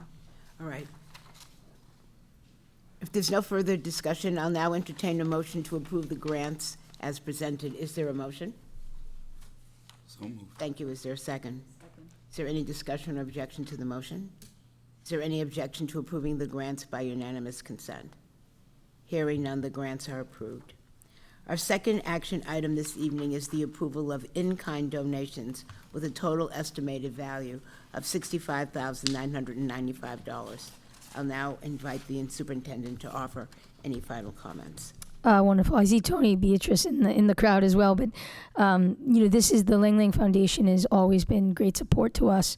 This is in support of many of our music programs, and so we would strongly encourage the support of the school committee in thanking and receiving this in kind. Great. Thank you. I'll now open it up to questions and comments from the committee. I love this. Yeah, so do I. I'm sorry, I love this. That's great, thank you. All right. Hearing none, I'll now entertain a motion to approve the in-kind donations as presented. Is there a motion? So moved. Thank you. Is there a second? Second. Is there any discussion or objection to the motion? Is there any objection to approving the in-kind donations by unanimous consent? Hearing none, the in-kind donations are approved as presented. Thank you. Thank you. Our third action item this evening is the approval of the Massachusetts Association of School Committees, MSSC, annual membership dues of $8,635. Now I'd like to turn it over to the superintendent for any final comments. This is just your normal member dues, so we would encourage you to vote for it so that we can continue to be a part of MASC. Great, thank you. I'll now open it up to questions and comments from the committee. Okay. Madam Chair, may I just say I want to thank the Mass Associations of School Committee because they actually provide training for all of us. Yep. As we join ongoing training, and in particular their executive director, Glenn Kuchar, who is always on speed dial, every chair of this committee for open meeting law guidance, all sorts of other training and guidance, best practices of school committees across the state. Particular thanks to the executive director, Glenn Kuchar, who is extraordinarily helpful to all of us. Yep. Absolutely. Just because I wasn't here when y'all voted on this last year, so is this something that we vote every year before the school it's an start? annual. Okay. And is this the only association that we're a part of that has some sort of membership? Council of Great not. City Council of Great City Schools. Council of Great City Schools. Okay, that's Yeah. the other one. Okay. Thank you. Yep, great. I'll now entertain a motion to approve the Massachusetts Association of School Committees annual membership dues as presented. Is there a motion? So moved. Thank you. Is there a second? Second. Is there any discussion or objection to the motion? Is there any objection to approving the motion by unanimous consent? Hearing none, the motion is approved as presented. Thank you. Okay. Our final action item this evening is the superintendent's summative performance evaluation and rating for school year 2023-24. As you may remember from our previous meeting, Dr. Alkins shared the committee's final evaluation of Superintendent Skipper's performance, resulting in an overall rating of proficient. I am thankful to Dr. Alkins and Mr. O'Neill for guiding the crucial process. I also want to extend my thanks to all members for their valuable individual feedback, which I know the superintendent and her team have studied closely and will use to guide our work moving forward.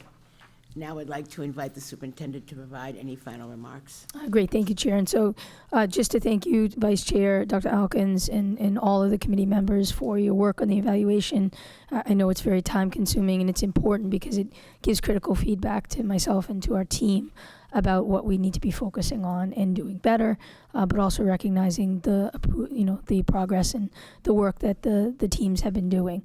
I'm really looking forward to the fall retreat when we can talk about our goals and the resetting of our goals. I think that will be very informative for us to all calibrate and know what our work is for the coming months. So just thank you very much. I continue to be very excited and very humbled to be in the position that I am here. It is one I take with the utmost, just the utmost energy, and every single day I wake up to do my best here and to ask of our team to do the best here for every single student in our district, and to, especially for our students that we regularly, talk about, our Black and Brown students, our special education, our multilingual learner with and without disability, who historically in the BPS that has not been the case for. And so we will continue with that same energy and focus as we enter year 3 of my superintendency, to continue to make progress, take feedback, and become a continuous improver. Thank you. Thank you. I'll now open it up to questions and comments from the committee. Sure. I would like to jump in first. Thank you. Thank you for your indulgence. First of all, I would very much like to express my admiration and heartfelt gratitude to Dr. Alkins and Vice Chair Mike O'Neill for the summation of our evaluations.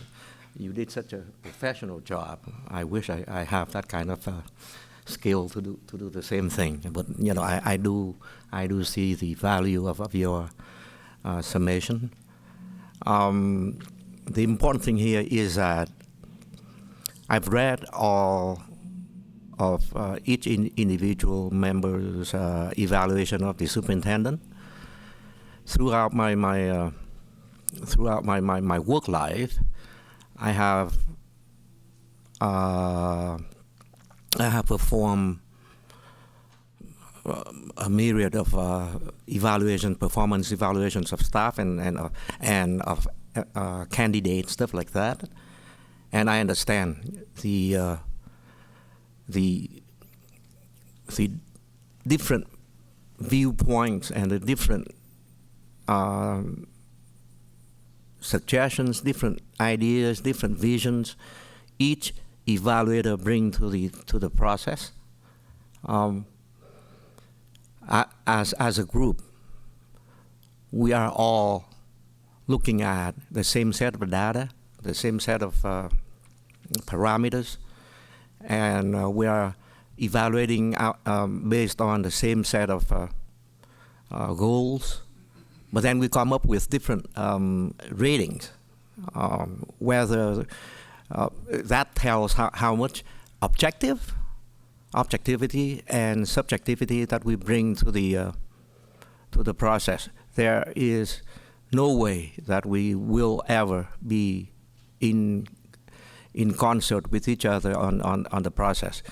I myself, personally, I like to state for the record,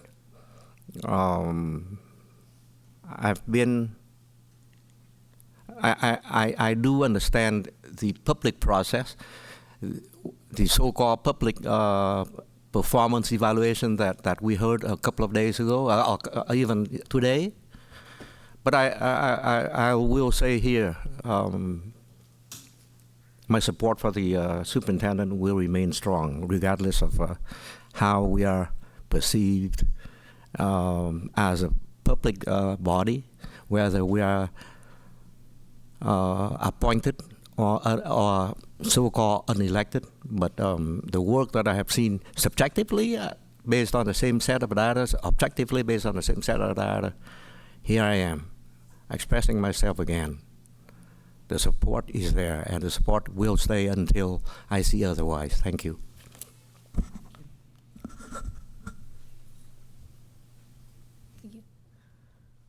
The comments?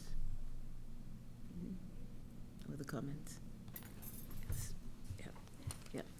Again, I just want to say to you, Superintendent, thank you very much for, I know, the very hard work that you've done. And as Mr. Tron says, when you're trying to serve this many people, there will always be many different responses to what works and what isn't working. I think the most important thing is to acknowledge that we have a lot of great needs, but striving to try to meet them all and improve in those areas where we are falling short is critical. And I thank you for your commitment to doing that. And look forward to the retreat in the fall, because I think we all have some work to do now as you enter into year 3, to look both at how we work together, what our goals are, and to look at ways that we can make sure that we are hearing from the vast diversity of our student body, parents, community, so that we can look at how all of those voices can be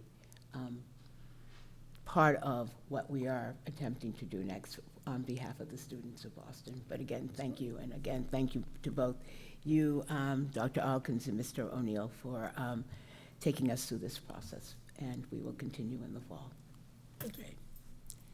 So if there's nothing further, I'll now entertain a motion to approve the superintendent's school year 2023-2024 summative performance evaluation as presented, and provide the superintendent with the final overall performance rating of proficient. Is there a motion? Is there a second? Second. Is there any discussion or objection to the motion? Ms. Parvix, will you please call the roll? Yes, thank you. Dr. Alkins? Yes. Ms. Lima Barbosa? Yes. Mr. Tran? Yes. Mr. O'Neill? Yes. And Ms. Robinson? Yes. It's passed unanimously. Thank you. Thank you, Ms. Parvix, and thank you again, Superintendent, for your steadfast dedication to BPS. The committee looks forward to working together with you and your team to make this a great year for all of our students. Now we'll move on to reports. Madam Chair? Oops, sorry. I'm sorry, just point of information, if that's okay. Just because since we took this vote, I think it's important for us to state publicly that under the superintendent's contract, she is now eligible and will receive a 2.5% salary increase. I just think it's important we say that out publicly, but that was contingent upon receiving at least a proficient rating. So that is all laid out in her contract. Yes. So just wanted Thank to, you. I felt it's important to say Yes. that publicly after the vote. Make sure all of us also receive 5% increase. Right. Certainly. Anyway, we'll now move on to reports. Our first presentation this evening is the policy revision recommendations. I'll now invite Deputy Superintendent of Operations, Dr. Sam DePina, to please step forward with his presentation. While he's getting settled, I'd like to invite the superintendent to give some opening remarks. Wonderful. Thank you, Chair. So tonight we're making recommendations for revisions of 2 school committee policies, the student information policy and the school naming policy. We're submitting these changes to the school committee for your review and consideration for a future vote. These revisions are part of our regular review of policies to ensure that we're consistent with current laws and district practice. And we expect that this year we will be bringing additional proposed updates to the committee monthly or as needed going forward. On September 16, 2020, this body voted to approve the student information policy. The policy was developed during the summer of 2020 by a superintendent's working group consisting of 15 internal and external members. On December 31st of 2020, the Massachusetts legislature approved the police reform law. Following the passage of the legislation, the student information policy needed to be updated to be in compliance with the new law. Dr. DePina will present the proposed revisions in more detail, but I do want to make clear that these revisions do not change the information that we are required to report to BPD. So again, these changes do not change any information that we're required to report to BPD. It actually, however, reduces the information shared between BPS and BPD because BPS staff are no longer permitted to write reports that are stored in the BPD database. These revisions ensure our policy reflects the updated legislation. The City of Boston also recently updated its policy on the naming of public buildings. We're proposing these policy revisions so that the school committee's policy passed in 1998 aligns with the city's policy. The revisions also clarify the engagement process and delineate naming decisions that require a school committee vote and decisions that can be approved by the superintendent. Deputy Superintendent of Operations, Sam DePina, has been working on this for a long time, so he's going to be here tonight to answer any questions relative to either of the policy recommendations. Thank you. Dr. DePina. Thank you, Superintendent. Good evening, Madam Chair, members of the school committee, and members of the public joining us this evening. This evening, we bring forward two policy revision recommendations. The first is the policy regarding preparing and sharing student incident reports and other student information with Boston Police, and the second is the school naming policy. As a reminder, these revisions are part of our regular review of policies to ensure they are up to date with current realities. The student, as the superintendent mentioned, the student information policy was developed in summer of 2020 and approved by this committee in September of 2020. The objective of the policy at the time was to ensure students are safe in school and at school-related activities, while also reducing the number of police reports that are written for school-related incidents that may instead be addressed by the Code of Conduct, and to ensure that protected student information is not shared through a police report. The policy outlines procedures related to incident reporting and information sharing between Boston Public Schools and BPD.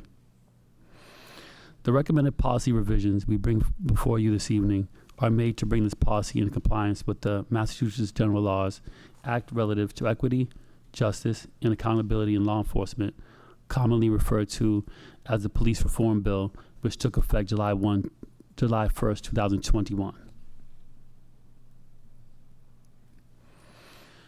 Under the Police Reform Bill, the type of incidents that have been and will continue to be required by law to report to the BPD have not changed, as Superintendent mentioned. However, the Office of Safety Service employees can no longer write reports that are stored within Boston Police Department.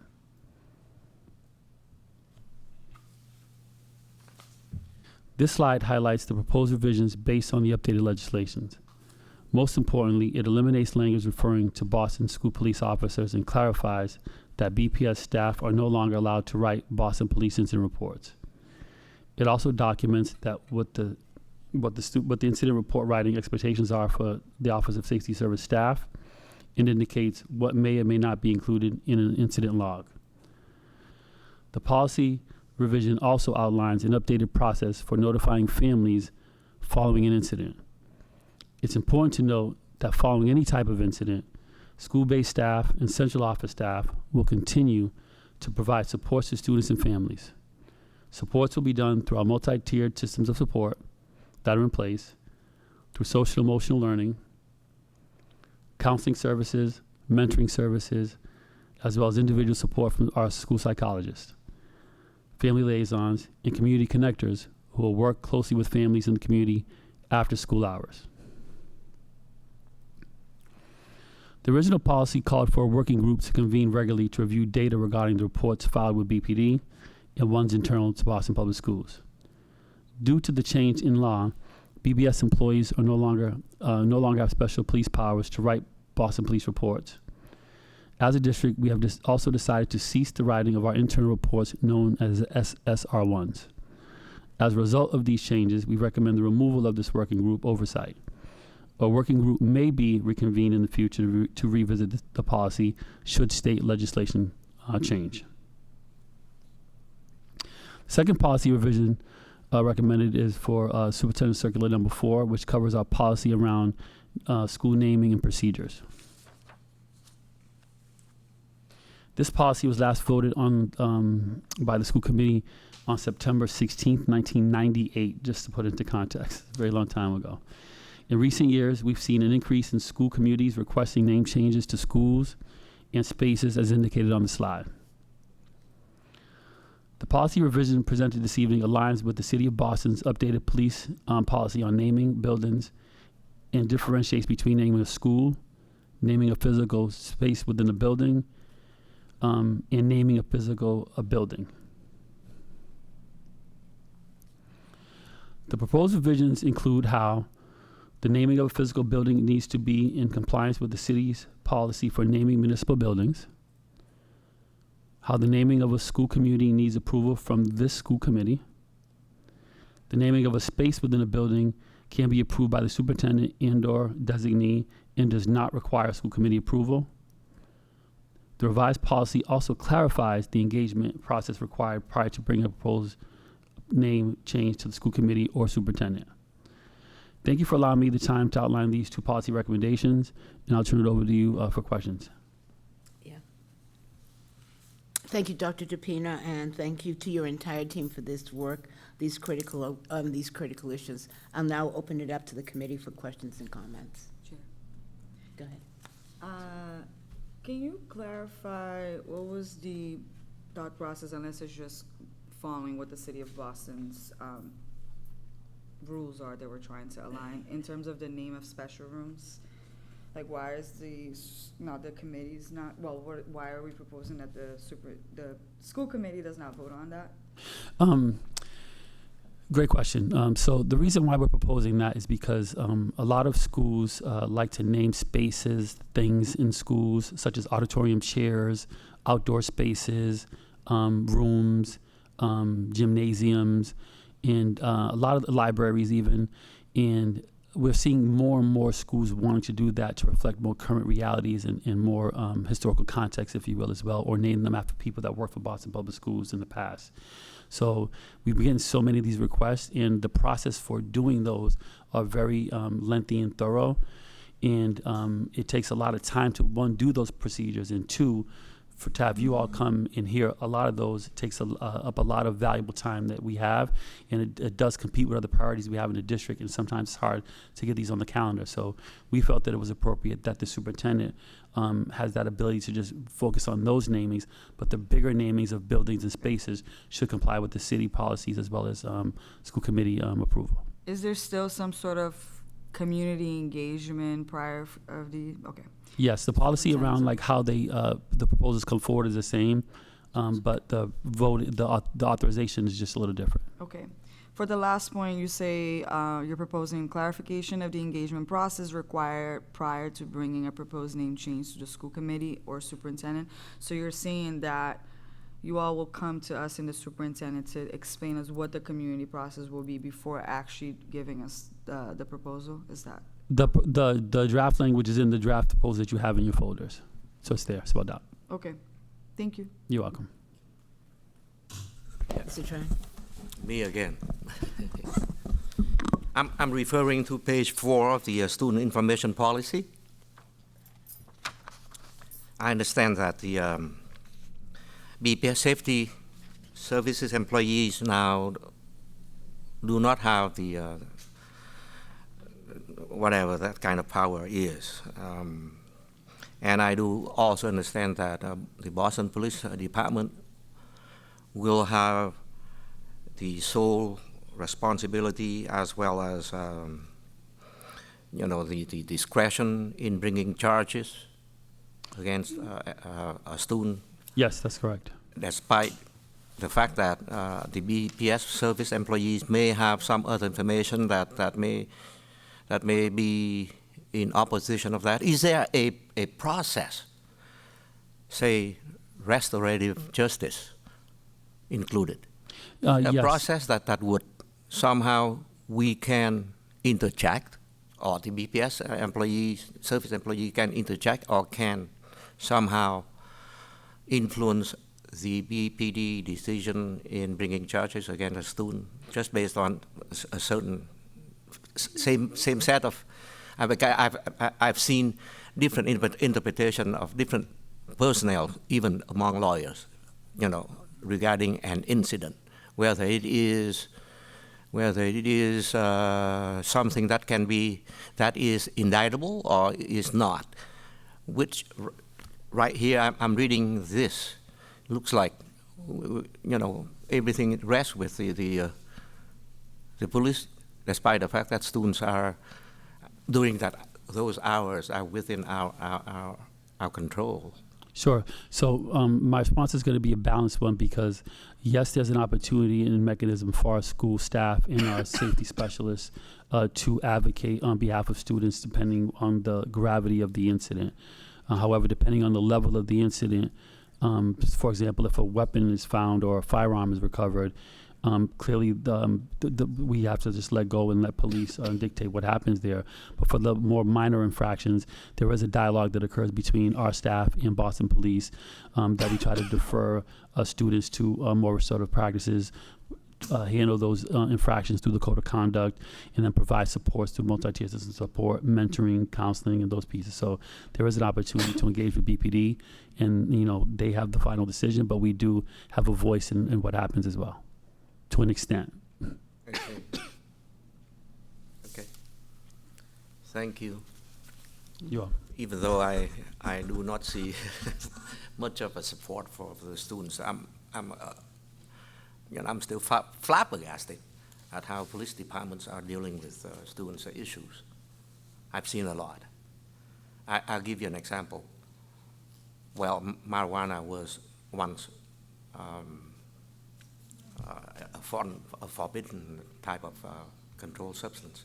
But let's say if a student has some of that, a little of that, in his or her backpack, is that subject to police or BPD service employees requiring of disclosure? That contrary to the practice, some had already been done in that way. Yeah, marijuana has been decriminalized. So what happens now is there's just referral to our substance abuse programs, as counseling with the students about their use and trying to redirect them from that. But it's nothing criminal that the Boston Police would penalize students for. So, what are, I'm sorry to take a little time, but this is the area that I strongly have a heart in, given the fact that I may be doing something regarding that.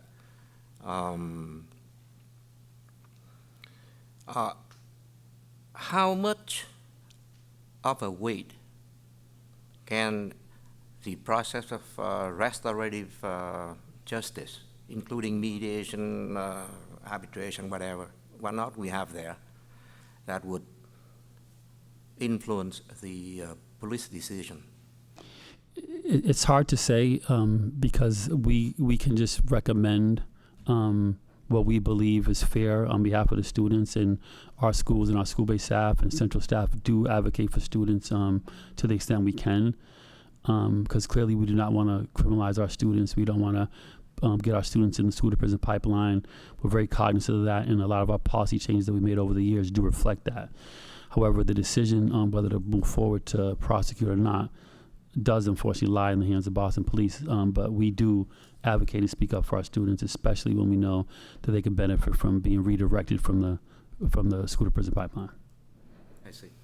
Thank you. Thank you. Are there other questions? That's all. No other questions? All right. Thank you. The committee looks forward to taking action on this recommendation at the September 11th meeting. Thank you. Thank you, Dr. DePina.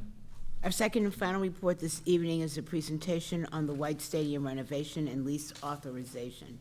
I'll now invite Chief of Operations Dion Irish and Senior Director of Athletics Avery Esdale to please step forward with their presentation. While Mr. Irish and Mr. Esdale are getting settled, I'd like to invite the superintendent to give opening remarks.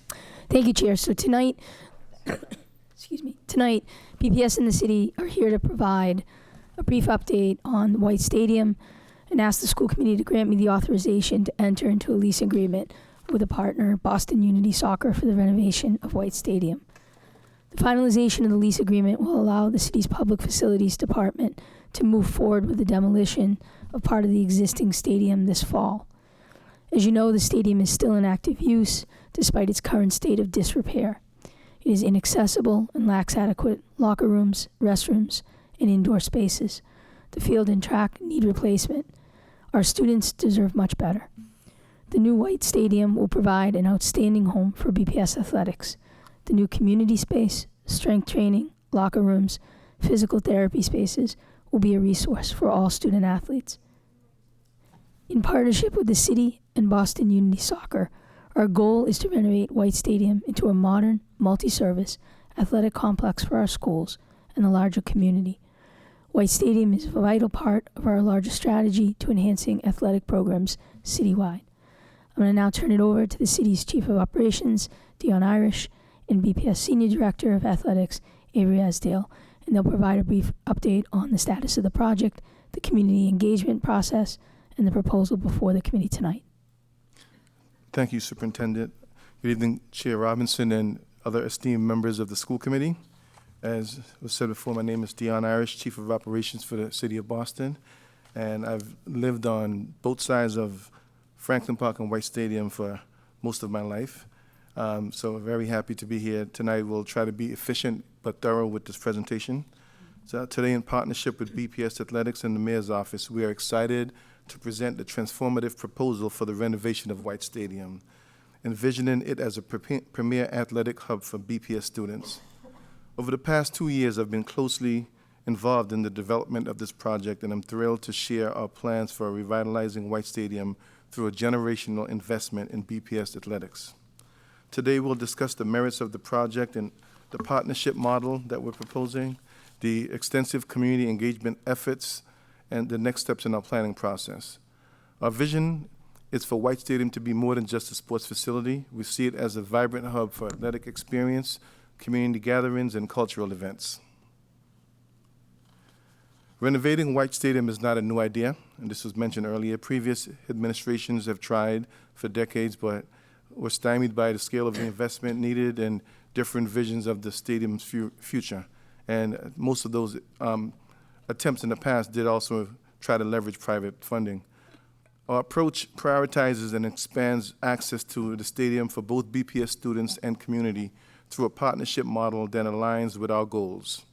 Now, Avery Edsdale, our Senior Director for Athletics, who has led the visioning sessions for this renovation, will now walk you through how this proposal will benefit the BPS Athletics program. Good evening, school committee members. Happy New Year.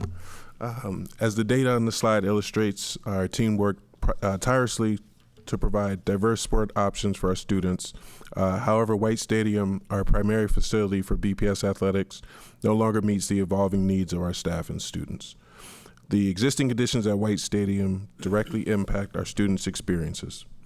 Our athletics department operates from the facility despite its shortcomings, which include outdated infrastructure and lack of necessary resources. To truly expand our offerings and increase student participation, we need a modernized and renovated stadium. White Stadium's current challenges include limited programming hours. We only operate currently from 8 a.m. to 4 p.m. on weekdays. This limits our ability to host events like our city championships, track meets, and our facilities are not ADA compliant. This means that public restrooms and water fountains are extremely limited.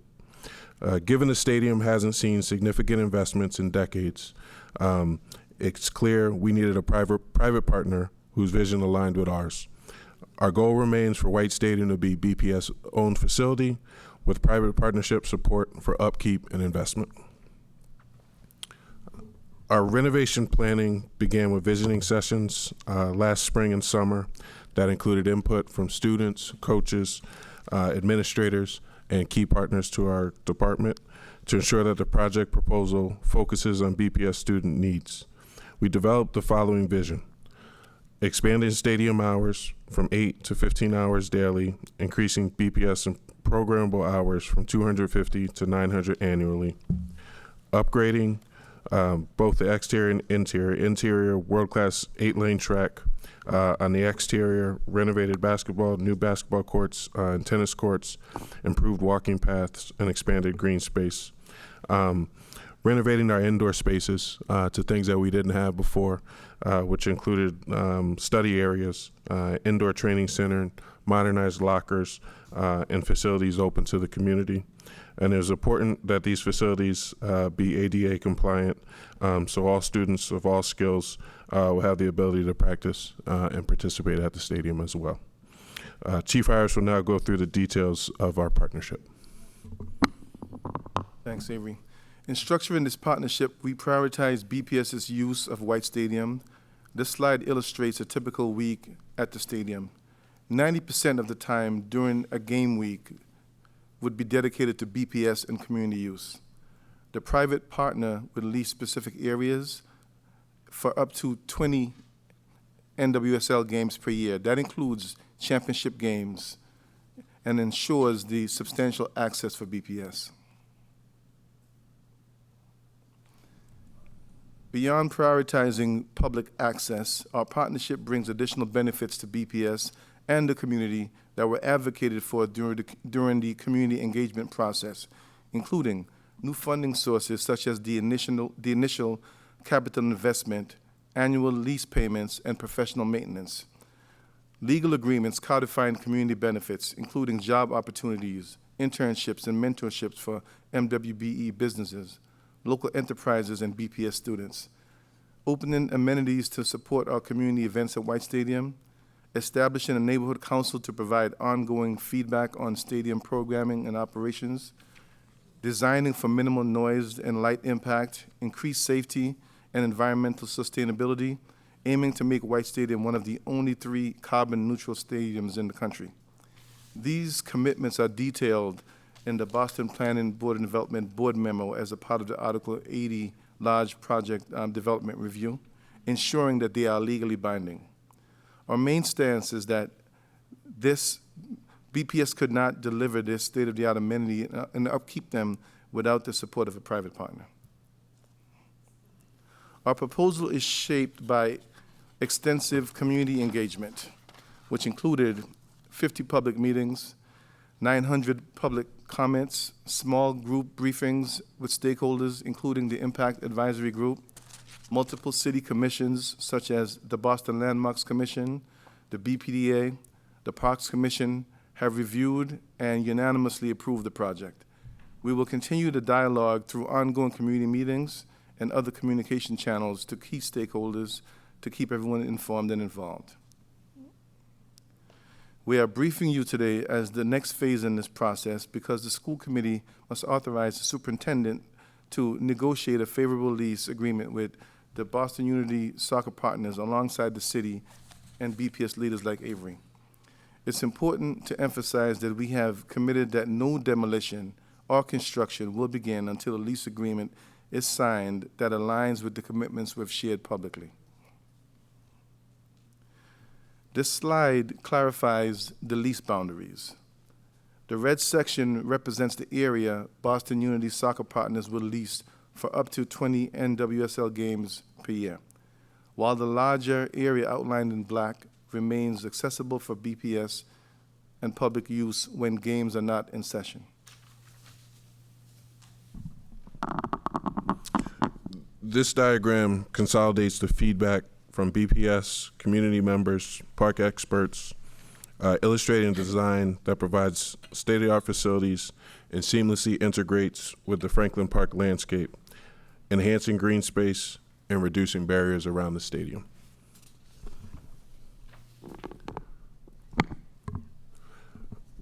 We have made arrangements to ensure uninterrupted athletic opportunities for students during construction. In collaboration with coaches, we've identified relocation sites and additional amenities to meet teams' needs. BLA girls soccer will practice at Malcolm X Field and play games at Moakley Park.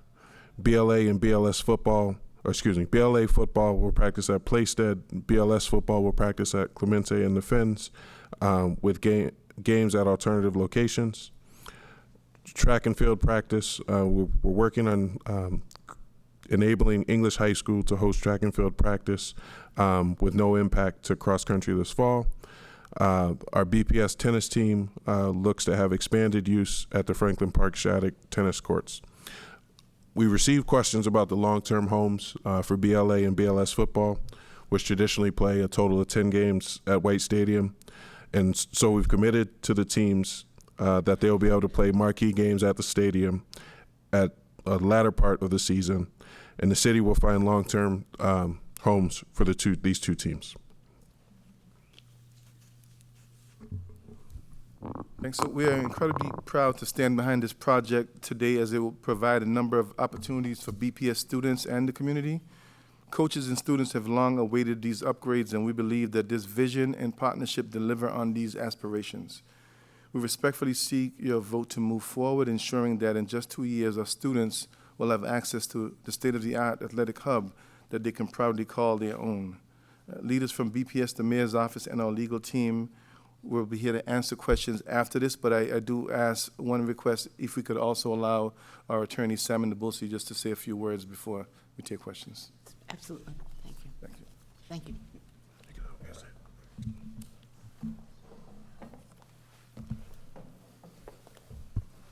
Thank you. Good evening. My name is Sammy Nabulsi. I've been counsel to the City of Boston on the White Stadium project since March 2023, representing the city both in the ongoing litigation involving the project, permitting of the project, and also the lease and other agreement negotiations. If there are any questions about the structure of the transaction or the permitting or the litigation, I'm happy to answer those.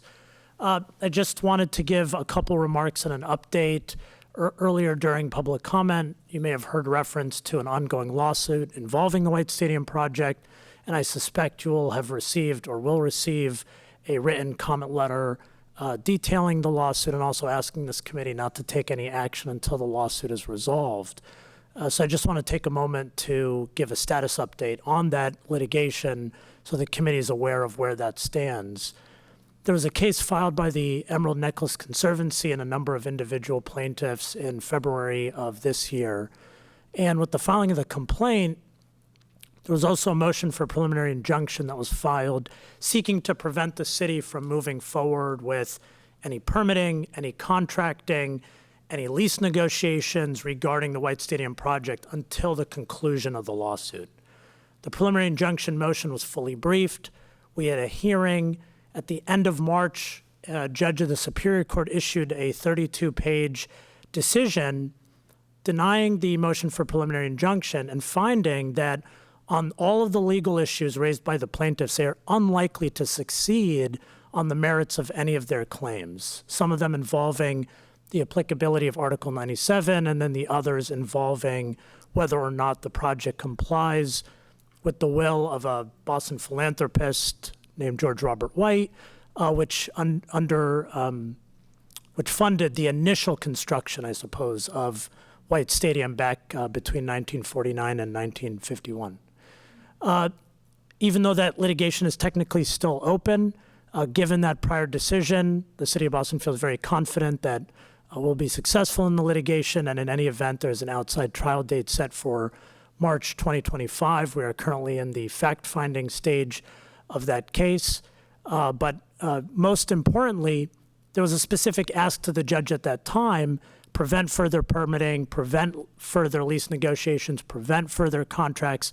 All of those requests were denied, and so there's really no reason why any public bodies need to wait, given the lawsuit. And I think as evidence of that, of course, several other public bodies and commissions have, as Chief Irish pointed out, unanimously approved this project, obviously before the school committee has approved the lease.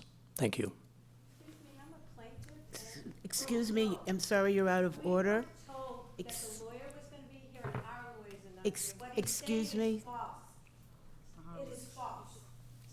I'm sorry. Excuse me, it's. That's not how it works. If you're going to make. I'm sorry, you're out of order. Something that's not. Excuse me, you're out of order. I understand that out of order. We weren't told, and we would have brought our lawyers. I'm a plaintiff.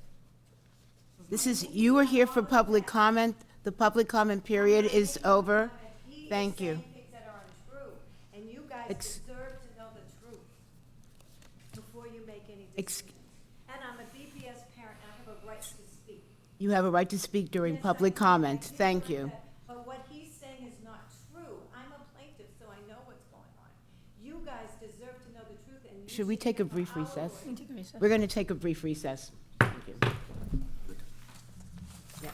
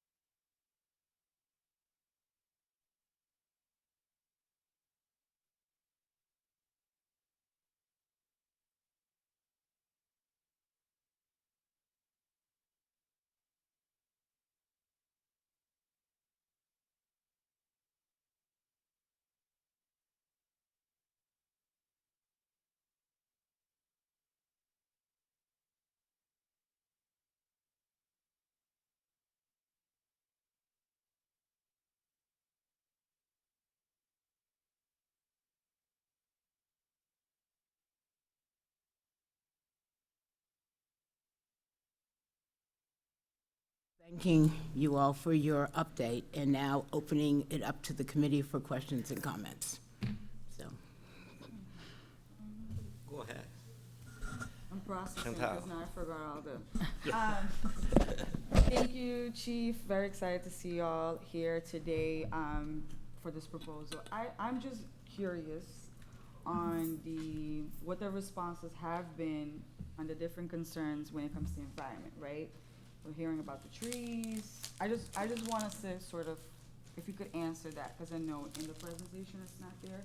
Just for transparency, that would be good for us to know, at least for me to know, if that helps.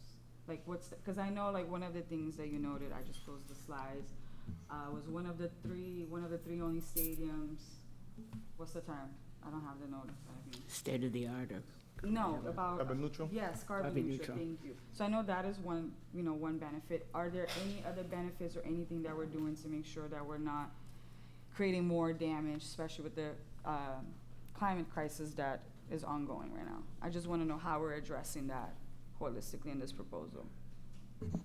So I'm also going to ask my colleague Luke to come forward and help with some more of the details. But yeah, there are many positive attributes to this project, and it has really like been improved over time based on a lot of the feedback we've gotten. So like, come on, let's talk about like the work that we've done with Reed Hildebrand and how we've aligned it. Yeah, Better. Mhm. definitely. If you don't have all the answers today, that's fine. You can always follow up, but just. Yeah, no problem. Thank you for the question. So, we worked with the Reed Hildebrand team, who was the masterminds behind the Franklin Park Action Plan, to really reconfigure the design of the stadium to better respect many of the historic elements of Franklin Park. So, for instance, there used to be a bean-sized building that was in the playset area that had many of the programming for the team store, and many of the food and beverage areas. Through community feedback and through the work with the Reed Hildebrand team, that programming space has been removed and been confined within the stadium itself. We've actually been able to give back over an acre of green space to Franklin Park, which is the first time in 75 years we've been able to do that. So that's really great part of this project. Another aspect of the project that we're happy with the redesign is respecting many of those historic sightlines of Franklin Park. So there's a historic view from the overlook looking down into the playstead. We removed the building structure in order to respect that sightline and reconfigured the stadium to respect the north-south axis of Franklin Park itself. So many of the community meetings that we held in the work with the Reed Hildebrand team has really been beneficial for the project, because we've been able to preserve all of the BPS programming, which is the key of this project, but also respect many of the elements of Franklin Park itself. Thank you, Luke. And I'll add, before I turn it over to Sam, there's still ongoing work that we need to do, especially around like transportation. Yes. And the plans are coming along well and will be codified in our transportation access plan, as well as our refining our plans on how we protect during those times when there is a game, the resident parking, as well as parking within Franklin Park itself. And just one more thing, and I'm only commenting on this because very close to this document, but I think in the materials that were provided to the school committee, there is the BPDA board memorandum. The significance of the BPDA board memorandum is that is then turned into a binding cooperation agreement with the development team, which is the soccer team, and the city, and the Parks Department is going to be involved with that as well. In the BPDA board memo, it actually talks about a number of additional environmental mitigation measures as a result of the project. I'll highlight three really important ones. One, there's a commitment, even though the transportation plan is still coming together, to convert to electric shuttles at some point, because shuttle service is an aspect of the transportation plan. The second is the establishment of a tree bank. You've probably heard that as a result of the stadium, there's going to be demolition or removal of some trees, including invasives. And there's a commitment to replace by actual tree trunk size, as opposed to just one by one, the tree canopy in Franklin Park. And that's a commitment both from the city and the team to establish this tree bank, so that there will be a caliper inch per caliper inch tree replacement of tree canopy. And then the third, of course, is there's a commitment from the team to create a surcharge on ticket sales that will go directly into investments into Franklin Park and improvements to Franklin Park. And those are all detailed in that BPDA board memo. If I could just add, another one of the important community benefits to this project is there's going to be a $500,000 annual community benefits fund with a 3% annual increase each year.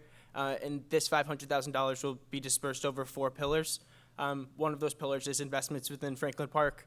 One is within youth sports and local youth sports programming. The third is local businesses that surround the park, economic development of those local businesses. And the fourth is the health and wellness of the Black and brown communities who live around Franklin Park. And so this commitment is just another one of the major economic benefits that the team is providing that will be directly reciprocated right into the community. Thank you. I've ran community process as a former ONS liaison, so I totally understand why we need to listen to abutters and to folks that are going to be impacted by it. I'm also a Burke alum, barely had a stadium, barely had anything, and I played sports. So I am excited of the idea of the renovation, but I also understand concerns when we talk about privatization. In good faith, I'm hoping that we're doing this in good faith. And if there are concerns or people continue to have the same questions, my feedback is always like, try to bring those answers right in the front of the conversation that we're having. So that's one thing. I appreciate the slide in terms of how we're prioritizing BPS usage of the space. I fought really hard for the student union at UMass Amherst to be the renovated one, the new one, to be 100% for students, because it was not mine anymore, but it was our student fee that was paying for that. So I really hope that we can maintain that, whatever the system is, whatever the calendar tool, all of that needs to be something that we need to bring back once y'all have that conversation. I'm also curious to know, does the BPS community somewhat have access to the space that we're gonna lease? Like, what does that look like? Because it is a nice idea. I would love to have experience as a soccer player at Burke to see a women's soccer team playing and not have to go all the way to Gillette. I totally get that. I would love to see nice things in my neighborhood, but would love to understand if BPS community, especially the students, also have access. Even if it's limited, what does that look like? Well, I think from my seat, those are things that I always think about. I think when I look at Boston, the opportunities that others come into the city to participate in, I think we should make sure that we're making sure they're accessible to our students and our kids. I know in our discussions, the Unity Group has discussed ticket incentives for people in the neighborhood, the local people to the stadium.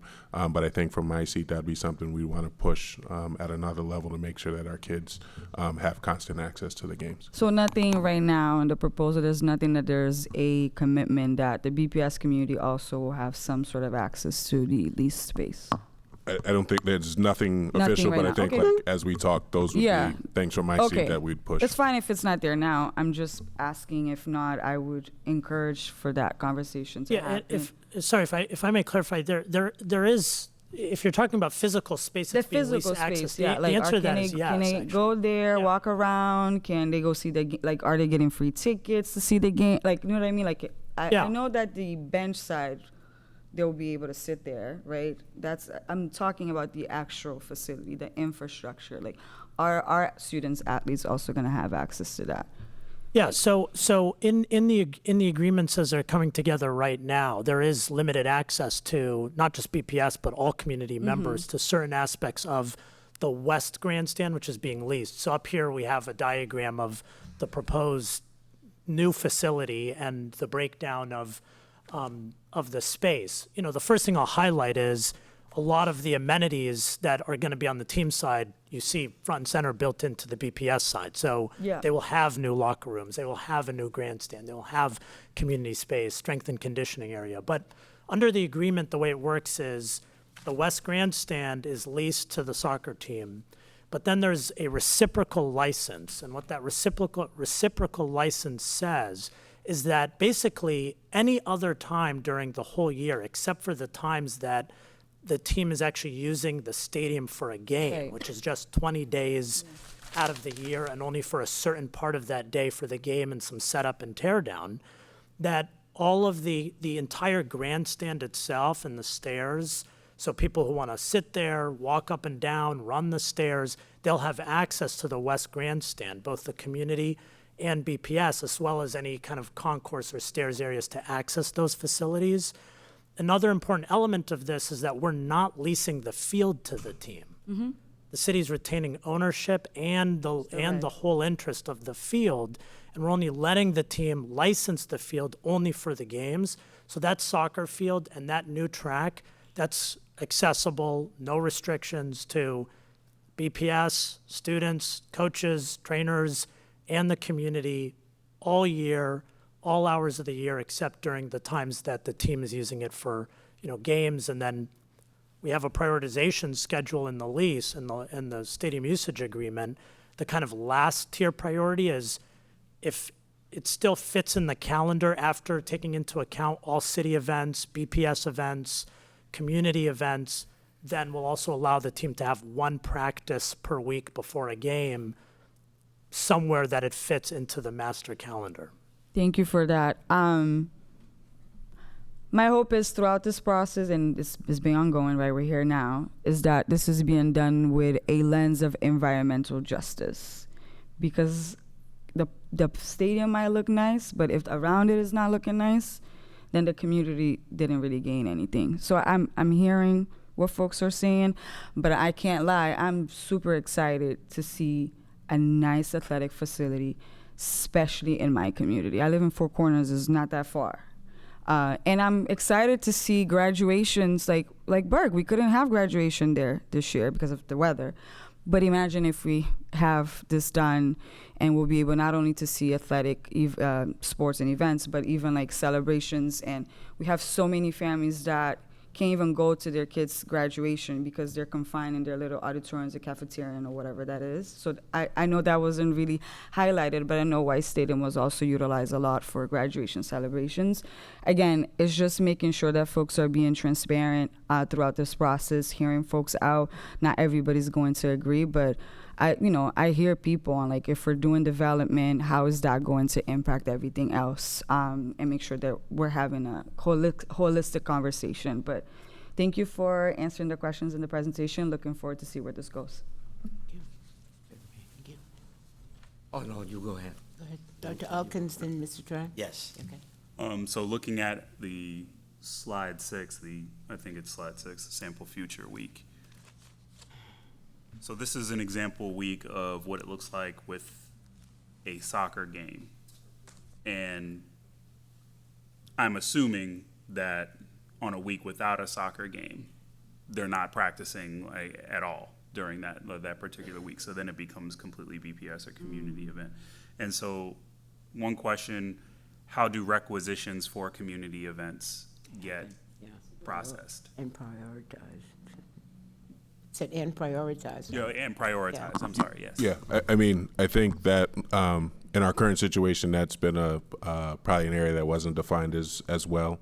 As we enter into this, hopefully into this new stadium, I know we're looking to put together a committee, different stakeholders to be able to kind of evaluate those requests and give a decision in terms of what we're able to fit into what we have, and I think also understand the different impacts that the events have, and make appropriate decisions for the facility. Yeah, and if I could just add on to that, something that Avery just briefly mentioned is Community Advisory Council. So what we're establishing here is something called the White Stadium Neighborhood Advisory Council. It will be comprised of different co-chairs such as the Parks and Recreation Department, BPS Athletics, and the Boston Unity Soccer Partners, but the body will be made up of community members, a parks advocate, and BPS students and staff. And the reason for this committee is to make sure that if there's any issues that arise at the stadium or any operational challenges, there's a mechanism for which those concerns can be uplifted. And Boston Unity and the city agencies can fix those concerns or address those issues. One of the things that this committee will help oversee is scheduling and prioritization of different events that want to happen at White Stadium. So they will look at the BPS schedules and the different community events who want to be there for a year and help make recommendations of which events should be scheduled when and at what times, so there's no conflict or overlap of events. That makes sense. And then also with regard to transportation, obviously that's one of the biggest concerns from the adjacent community, immediately adjacent community that's there. I heard in the presentation and even before about shuttles and the development of shuttles. Shuttles from where exactly? Yeah. No, that's a great question. So as the plan prioritizes that there'll be no parking on site for game days, so they're prioritizing a multimodal approach, shuttles being one of those multimodal options. So currently there are 4 off-site shuttle parking lot locations. So the plan is that if you purchase a game ticket and you want to drive, you'd have to select one of those lots that you're going to, and then once you park your vehicle, you will take a shuttle with other people who drove to that lot to the stadium. Also, other than those 4 lots, there will be shuttles from Orange and Red Line stops. We're continuing to work with the MBTA on which stops will be used, but the current proposal is Jackson Square and Forest Hills. And so, working with the MBTA, there's definitely some alternative options that they've proposed and that we're looking at, but the conversations with them have been very productive, and so there will be shuttles from those satellite lots as well as MBTA services that will take you to the stadium. And just to clarify, there will be 2 shuttle routes. There will be a northern route and a southern loop, just depending on which part of the city you are coming from. Can I ask from this conversation? It's just more because it was from what you were asking, but I can wait. I can wait. No, I was done with mine. And going back to the line of questions, thank you so much, Chair. In terms, where are these lots? Like, where's the lots that you're referring to? Like, if people are parking, have you all already identified those? So the team is working on solidifying the contracts for those lots. They haven't been identified yet, but they have been identified in which areas of the city they're trying to capture folks from, depending on expected participation and which spectators will come from. So, for instance, like I-93 South is an area that they're trying to capture spectators from. Places on the northern part of the state as well. But those lots haven't been identified. But once we make those recommendations and continue to develop the transportation plan, while we refine the TAPA agreement, we will be sure to make those information public. Are the shuttle routes, like for Four Corners in Geneva, for example, the commuter rail, are those being included on those routes too? Not just Red Line, Orange Line, but also the commuter? Exactly. So that's what I meant by the ongoing conversations with MBTA. Thank you.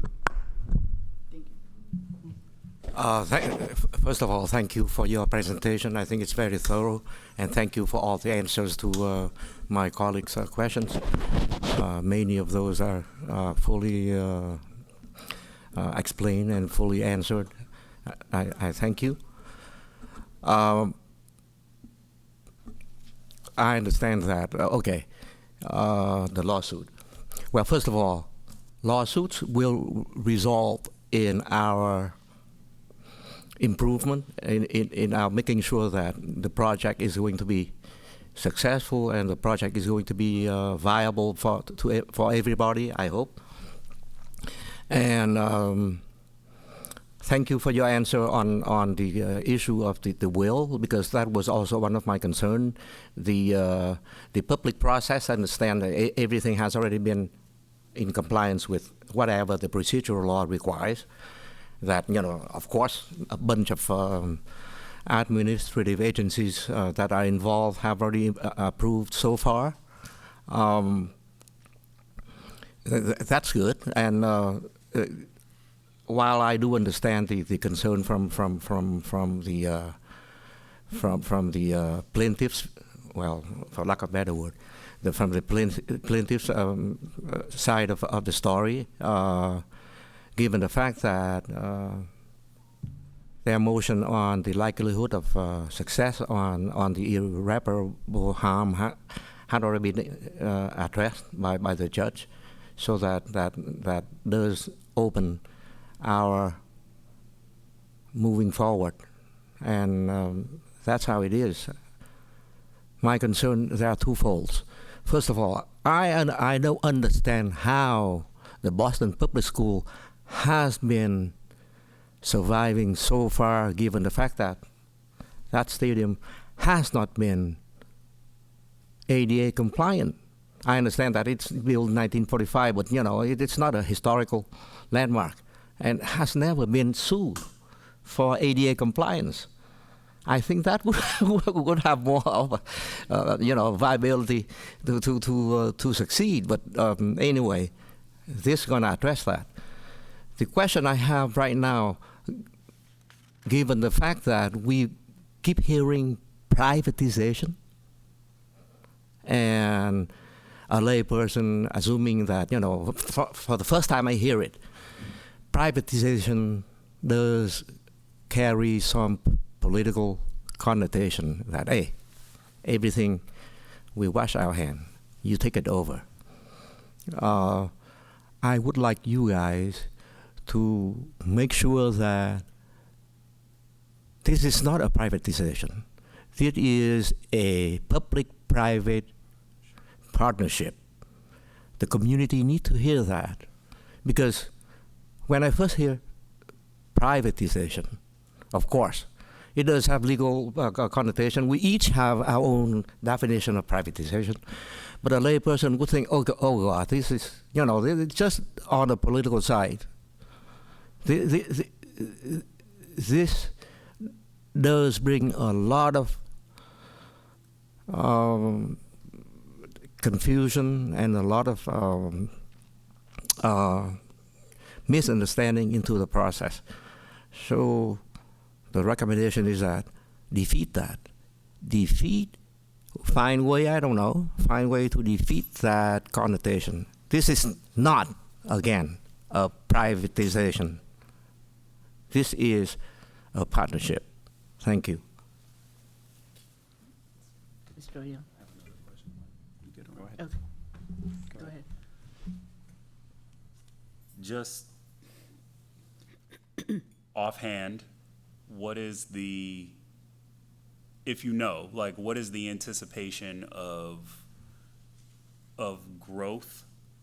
And I guess you have to sort of know what is the growth of the interest within the soccer team itself, and where this is going. So where I'm going with this question is particularly, what is the commitment that we know that it remains, that this layout that you have here remains as it is, mostly BPS community oriented, especially as popularity with the team grows, which is what we're thinking and hoping, right? But I can anticipate a situation where the team comes back and says, like, hey, we want to lease more of this stadium, and we want to your point about privatization, then it becomes slowly but surely the team owns more of it than the community does. And I think that's also a concern. Yeah, I mean, I'm happy to tackle just the enforcement piece of that, because I think your question gets to the heart of how do we make sure these commitments stay intact over a period of time? And there may be kind of legal answers to this, but this graphic you see here and some of the other aspects on the slides, the city is going to great lengths to make sure that all of this is codified in very airtight legal agreements with the team that commit to this type of setup and this type of shared use of the stadium and the field for the entire lease term.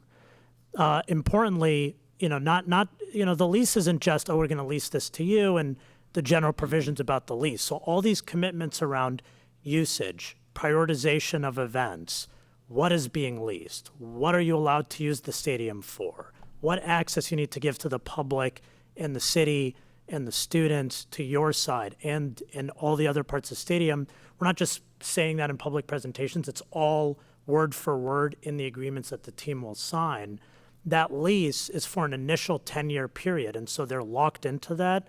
And then they have 2 additional 10-year renewal periods, but on the same terms of the original lease agreement. So for at least the next, could be anywhere between 10 and 30 years. This is the deal that the team is accepting, and this is the only deal that's on the table between the city and the team.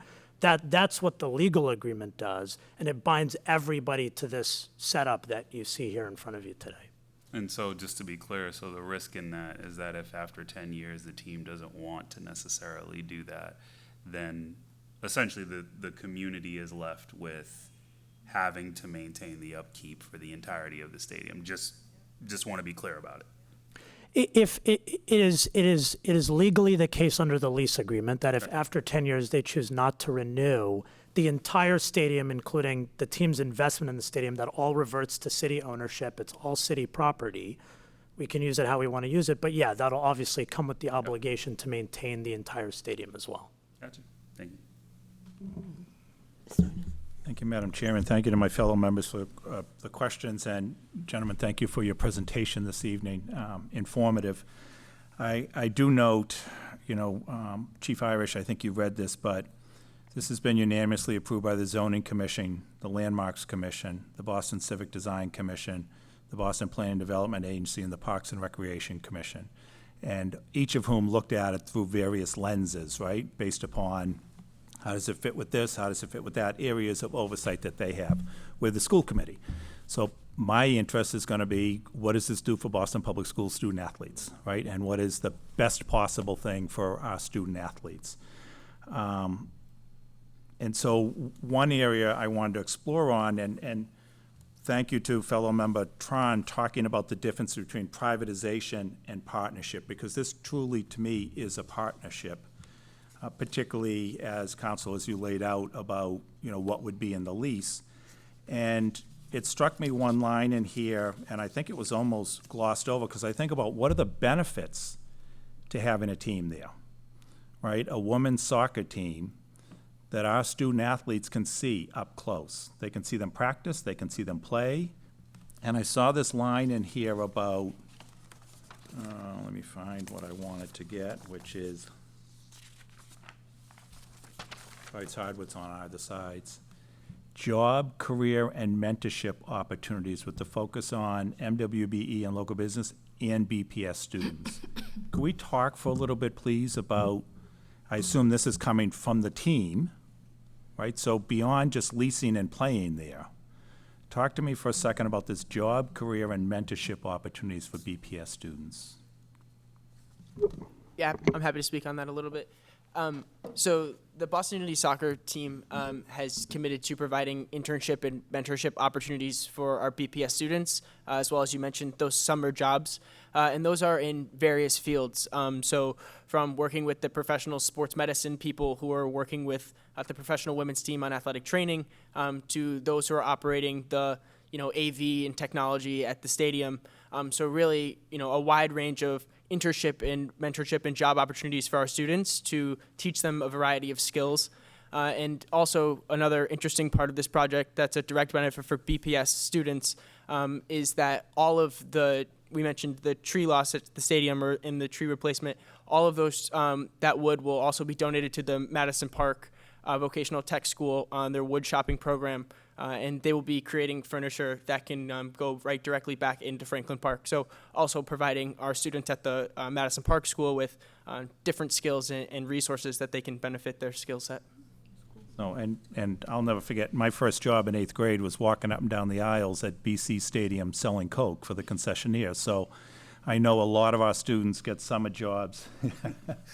A lot of our students get summer jobs through Aramark at Fenway Park, and I think this would be a great opportunity for our students as well. But, I grew up in Jamaica Plain. I spent a lot of time in the park, and when I was a student athlete, the one year I played freshman football, it was on a dirt field at Clementi Field in the Fenway, right? And yet I was recently talking with a young student, female student athlete in BPS, and she plays soccer, and I said to her, well, did you hear about this women's soccer team? And she said, no, and I started to explain to her, and the eyes got this big. Like, you mean I may be playing on a field that the women's professional team is playing on? I mean, it was inspiring to see how excited she got by that opportunity, because I think this is incredible opportunity for our students, not just the extra time, and Chief Isdale, you and I have spent a lot of time out at White Stadium together, right? We've seen how bad it is right now and how embarrassing it is, and yes, not ADA compliant, and that's only one side of the stadium. The other side you can't even walk over to because it was fire damage years ago. So the opportunity for our BPS students is incredible. And yes, thank you, Ms. Lima Barbosa, pointing out we do need to be concerned about the impact to the community and make sure that it's listened to. But when I put the prism on of what this does for our BPS students, I'm incredibly excited by the opportunity. I do want to understand, Council, this probably is a question for you. In the request is that we authorize the superintendent to partner with the city to negotiate and enter into a lease. And it says specifically, and I just want to understand what this means, subject to the commitments contained in BUSP's technical and price proposals submitted June 26, 2023, in the Boston Plan Development Agency Board memo dated July 18. So my question is, when it's saying subject to those two things, how does the superintendent ensure that BPS students, come out strong in this? I'm trying to think of a better way to phrase it. Are a first priority, are the top priority in this? Yeah. So and maybe it's helpful to talk about what those subject to documents are. That's why I suspected Yeah. when I saw it in there. Sorry. So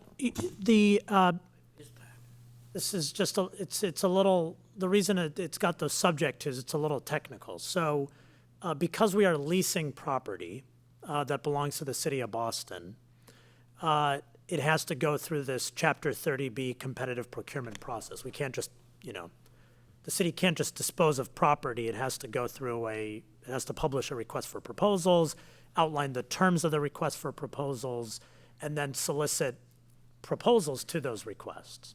And so when you then enter into a lease agreement, it has to be on terms that are the same or at least more favorable to the city than what was in the original request for proposals. And likewise, the team cannot backtrack on commitments it made in its technical proposal. When it submitted its technical proposal, that was the deal that we understood they were giving us. So now they have to stand by that deal. They can't now renegotiate aspects of the technical proposal. All of these commitments we're talking about today and kind of prioritizing BPS use, BPS student use, retaining control of the field and the track and the East Grandstand, those are things that were in the RFP to begin with. So that controls, that governs. And we worked hand in hand with BPS staff at the time to develop the RFP, by the way. So when we say subject to, we're going to enter into a lease, but it can't be on less favorable terms to the city than what was in the RFP and what was in Boston Unity's technical proposal and what was in their price proposal. Those are essentially set the floor for the city on what is acceptable in the lease. The last subject to is this Boston Planning and Development Agency board memo. Through the community process, and as we've talked about today, the team has made a number of commitments that are over and above what was in the technical proposal. Things like the tree bank, the $1 per ticket surcharge for investments in Franklin Park, things around noise, transportation, design of the stadium, things like that. Those are all documented in this BPDA board memo, which then later will turn into a cooperation agreement. So not only are we saying, okay, lease has to be compliant with the RFP and the proposals, but we also got to make sure all these mitigation measures and commitments that the team has made through that BPDA process, they also find their way into the lease and the accompanying documents. So by us authorizing the superintendent to enter into lease negotiations subject to these provisions, it is covering all the promises or commitments that have been made to date and changes, including basically everything in this presentation, right? That's exactly So right. None of these are nice to have or hope to have. Yeah, everything you've the seen in this commitments. presentation appears in one or more of the agreements between the city and the team. Excellent. Thank you very much. Thank you, Madam Chair. Thank you. Thank you. Thank you very much for the presentation. I think I have I have several concerns, but I think one thing, particularly living in the community, I don't live near Franklin Park, but grew up my whole life going to Franklin Park and remembered when the only way we used to get to Franklin Park was by going on the bus. And now trying to drive to get to the other side of the Arborway, trying to drive through Franklin Park, understanding how all of this has changed just on a day-to-day basis, wondering about, I understand there's 20 game days, but the question is beyond those 20 game days and all of the other activity, city plus school, what are the other disruptions to the community? Basically, I wonder also when I think about what goes on at Gillette and the communities, and I mean, they're a mega of 45,000 people trying to get there, but understanding what that kind of disruption is to those communities for the sake of having this wonderful entity amongst them. But also thinking about the city of Boston and who lives nearest to the park. And as we think about our city and the reality of the gentrification of our city, and there are fewer and fewer places that people who have lived in this community for generations still live, that being one of the areas. How are we really being both fair, sensitive, and honest with the community about and hearing? Because I understand we've had 50 meetings, lots of people have come, and there are people completely on opposite sides of these issues in terms of both the overall benefit to Boston Public Schools and humanity, but the true impact it will have on their day-to-day living experience. Will I be able to get home? Will I be able to get out of my house to go elsewhere? What will this look like? Because I can't imagine, as I know now how I access coming, across Humboldt Avenue to come into the area, going down that very narrow pathway. How will all of that change? And then thinking about all of the housing that is literally built right on top of that current access and entrance, because this was done 100 years ago. Those houses have been there for a very long time when our city was conceived of being a very different place than it is today. And, it's like plunking down a major something, right? Smack dab in the middle of your neighborhood. I can understand the concerns. Thank you, Madam Chair, for that question. And I'm also one of those neighbors who lives, like I said, on both sides. I grew up on the Seaver Street side, and now I'm on the American Legion Highway side. So I'm also personally connected to this. I will start, and then I think Luke can probably jump in, because we've probably had more than 50 meetings, meeting with anyone who wants to meet, whether it be an individual, small group, meeting with the church, the Berea Church on Seaver Street, just to really understand people's concerns and make sure we're thoughtfully including them in a plan. The plan for transportation, I would say a couple of big things about it is, one is that we are very car reliant. For example, last weekend we had about 30,000 people in Franklin Park, and there was no real transportation plan. So I think this is an opportunity for us to rethink how we get people in and out of Franklin Park in a more sustainable and in a less impactful way for community. And that's what we're trying to do. And the model that we're using is based on large events that happen when there is no parking available at those events. I can't remember the name of the exact PGA tournament that happened in Brookline a few years ago. That was a great example that developed a transportation plan for a place that had no parking, right?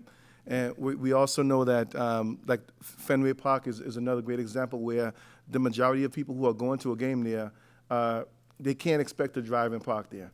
So we're using bits and pieces from different things, and also connecting with community to make sure that we're developing a plan that focuses on public transportation, that focuses on multimodal transportation, and also on environmentally friendly shuttle services to get people in and out.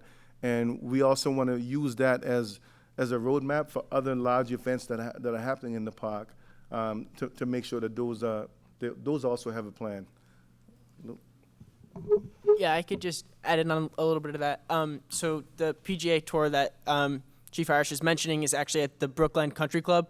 And so the Brookline Country Club doesn't have any parking. And so, as he mentioned, there's roughly, thousands of spectators are trying to get in and out, which is where this plan has been adapted from. That plan prioritizes the shuttle services as well, which is the basis for the plan for White Stadium. Something else that I'd like to highlight is that through our community engagement process, we heard that many events at Franklin Park today have major transportation impacts on the neighbors, such as the BAA Half Marathon. So we've been working closely with the BAA and other large events to provide them insights on our proposal to really try to better manage, transportation impacts in Franklin Park as well. And I'd just like to highlight a couple key elements of the proposal. The first is that on certain areas and residential streets around the park, we'll be limiting to only residential vehicle access only and the shuttle services. So, for instance, on Walnut Ave, oftentimes people try to cut through the residential streets to beat the traffic in Eggleston Square. And so what we're doing there is we're making Walnut Ave residential only. We've taken for game days, obviously. And so for game days, Walnut Ave will be residential only, and through a traffic analysis, currently there's roughly around 600 to 650 cars on Walnut Ave every hour. And so with these restrictions in place, we'd actually be only having 150 vehicles on Walnut Ave, so drastically decreasing the traffic on those residential streets. Another thing about this proposal that is really trying to protect residential parking around the neighborhood is an implementation of a game day RPP, or residential parking program. So this is something that's similar to what's in place up in Chestnut Hill for the BC football games. How it will work is if you live within the walk-shed zone, which is 1.2 miles radius around the stadium, one of those residential streets, your car is registered to one of those houses, you'll be eligible for an RPP sticker. That sticker would just go on your vehicle, and then when BTD is doing their enforcement on game days, you would be preserved. And so that's really protecting the residential streets from people trying to park and clog up those streets. We're also protecting visitors by providing a visitor placard for those houses as well. And I think the only other place, as we look at it from our space, the architects, and as we look at the designs and thinking about how we program the stadium, our traffic needs are part of that conversation, right? So we're talking about, obviously we have the biggest event, which could be an event that brings in 10,000 people, but what happens when we have a soccer game on a Tuesday afternoon between two BPS teams? What kind of traffic is that driving, and what is our plan to kind of deal with that? So I think as we're able to define the uses of the stadium and what we anticipate the spectators to be, we'll better be able to understand the impacts and how we plan for it. And I think hopefully we get ourselves in a spot where we have a plan for a small event, a medium event, and a large event that we know we can go to and that will work, that everybody can be aware of as they're coming to. I think that the other piece is we're also making sure we're staying in contact with parks. Obviously, the Franklin Park Action Plan has been a big part of this, but making sure that they're kind of on board and understand the different programming that we're looking at and that we're working together to make sure that it all works for everybody involved. Great, thank you. Is anyone, go ahead. Luke, you talked about the residential parking for game day. How are we communicating to the non-residents? Are there going to be signage as well? Because if I live on Walnut, is residential, I get my sticker, but then my friend from Canada comes visit me. I don't remember it's a game today because I'm not, you know what I mean? So how are we going to inform the non-folks so they don't get their car towed? And just a question, if it's not there, I think that's something to think about. No, I think that's a great point. And so I'm sure everybody's aware, everything is now digitalized, right? So, purchasing your ticket is no longer in person, it's all via phone. So the team will be doing extensive communication, letting people know that you're not allowed to park on site. So when you purchase your ticket, you'll have to select which mode of transportation you'll be getting to the stadium with. So if it's a vehicle, you would have to select which satellite parking you would be going to. Are there any other It still doesn't communicate to folks that didn't buy the ticket, though. Like, I'm talking about the audience that's not going to the game and they park on one app. I'm not talking about me going to the game. So that's, just to clarify my question. And I think most likely that'll be with posting, we normally do like 48 hours ahead of time. But there's still details of these things that are gonna be worked out because no one solution is a perfect fit. Like it has to be customized and modified, and then even after it's operationalized, we need to like monitor it and make improvements. But I think we're on the path towards a plan that I think will be a better condition than we currently have. I agree that residents need to be priority. They should have their spot first, but I also want to be, thinking about the folks that are not from the area and they're just parked there. But Chief, you brought up a point. There is already in practice of postage that even when you're moving out, you got to put that no parking during this day. So that is also a good practice that we could probably do that for a game day. Thank you, Chair. Any last questions before we? Question, are all Unity games only on Saturday? No. Okay, so. No, so I'm also thinking about how, or have you, I'm just thinking about surrounding Franklin Park immediately, right? So obviously like Brook Charter School comes to mind on the American Legion side. And then you have the Hernandez, which sits on the other side, right? School Street. So like School Street right there. So also, how have you all thought about the timing of this disrupting things like let out for school? And yeah, I primarily I'm thinking of let out for schools and things like that for families. Yeah, I mean it's like school buses is like essentially like how. What conversations have you had with BPS transportation at this point, and even though I'm just listing those two school communities off the top of my head, right, that are going to be affected, particularly as things occur during the week, right? So I'll start off and then Luke can jump in, but we really can't even speak specifically to like BUSP's like schedule, right? Because we're talking maybe in general about NWSL schedules and from what we've seen around the country, but each schedule needs to really be built around the availability of the stadium. For example, like with the Celtics and the Bruins, they just can't, they have to schedule around each other. So we have like city events that we know we're gonna have that are important to us.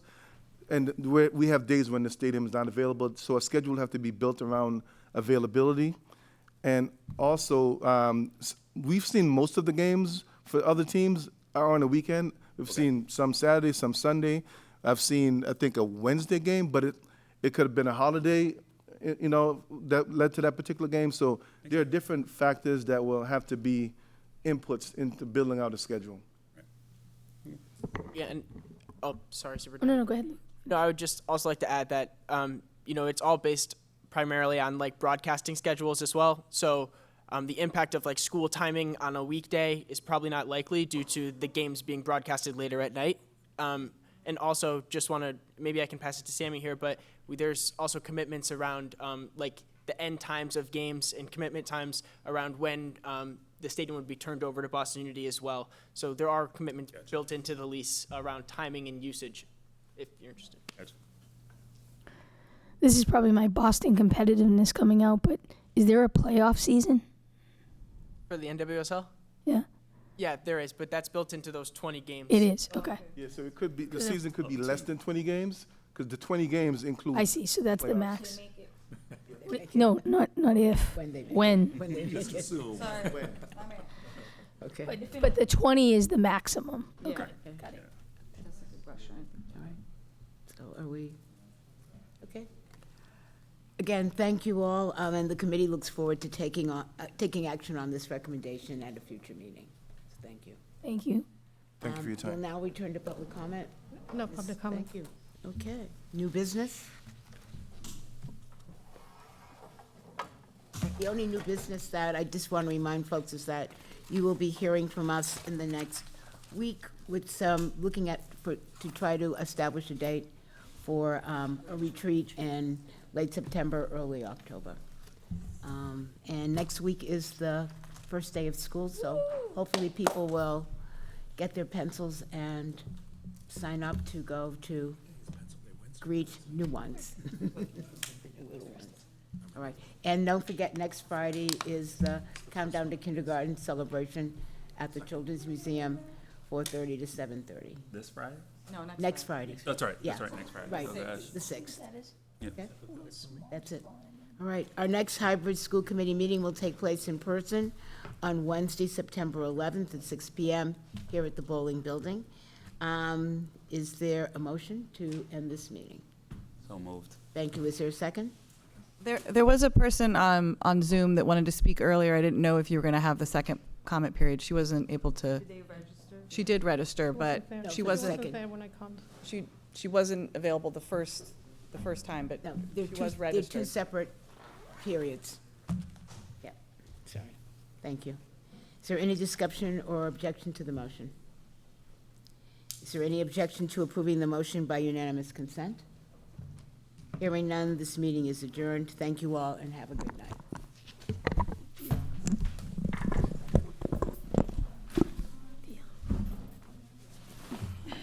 I was asking, who haven't sent out?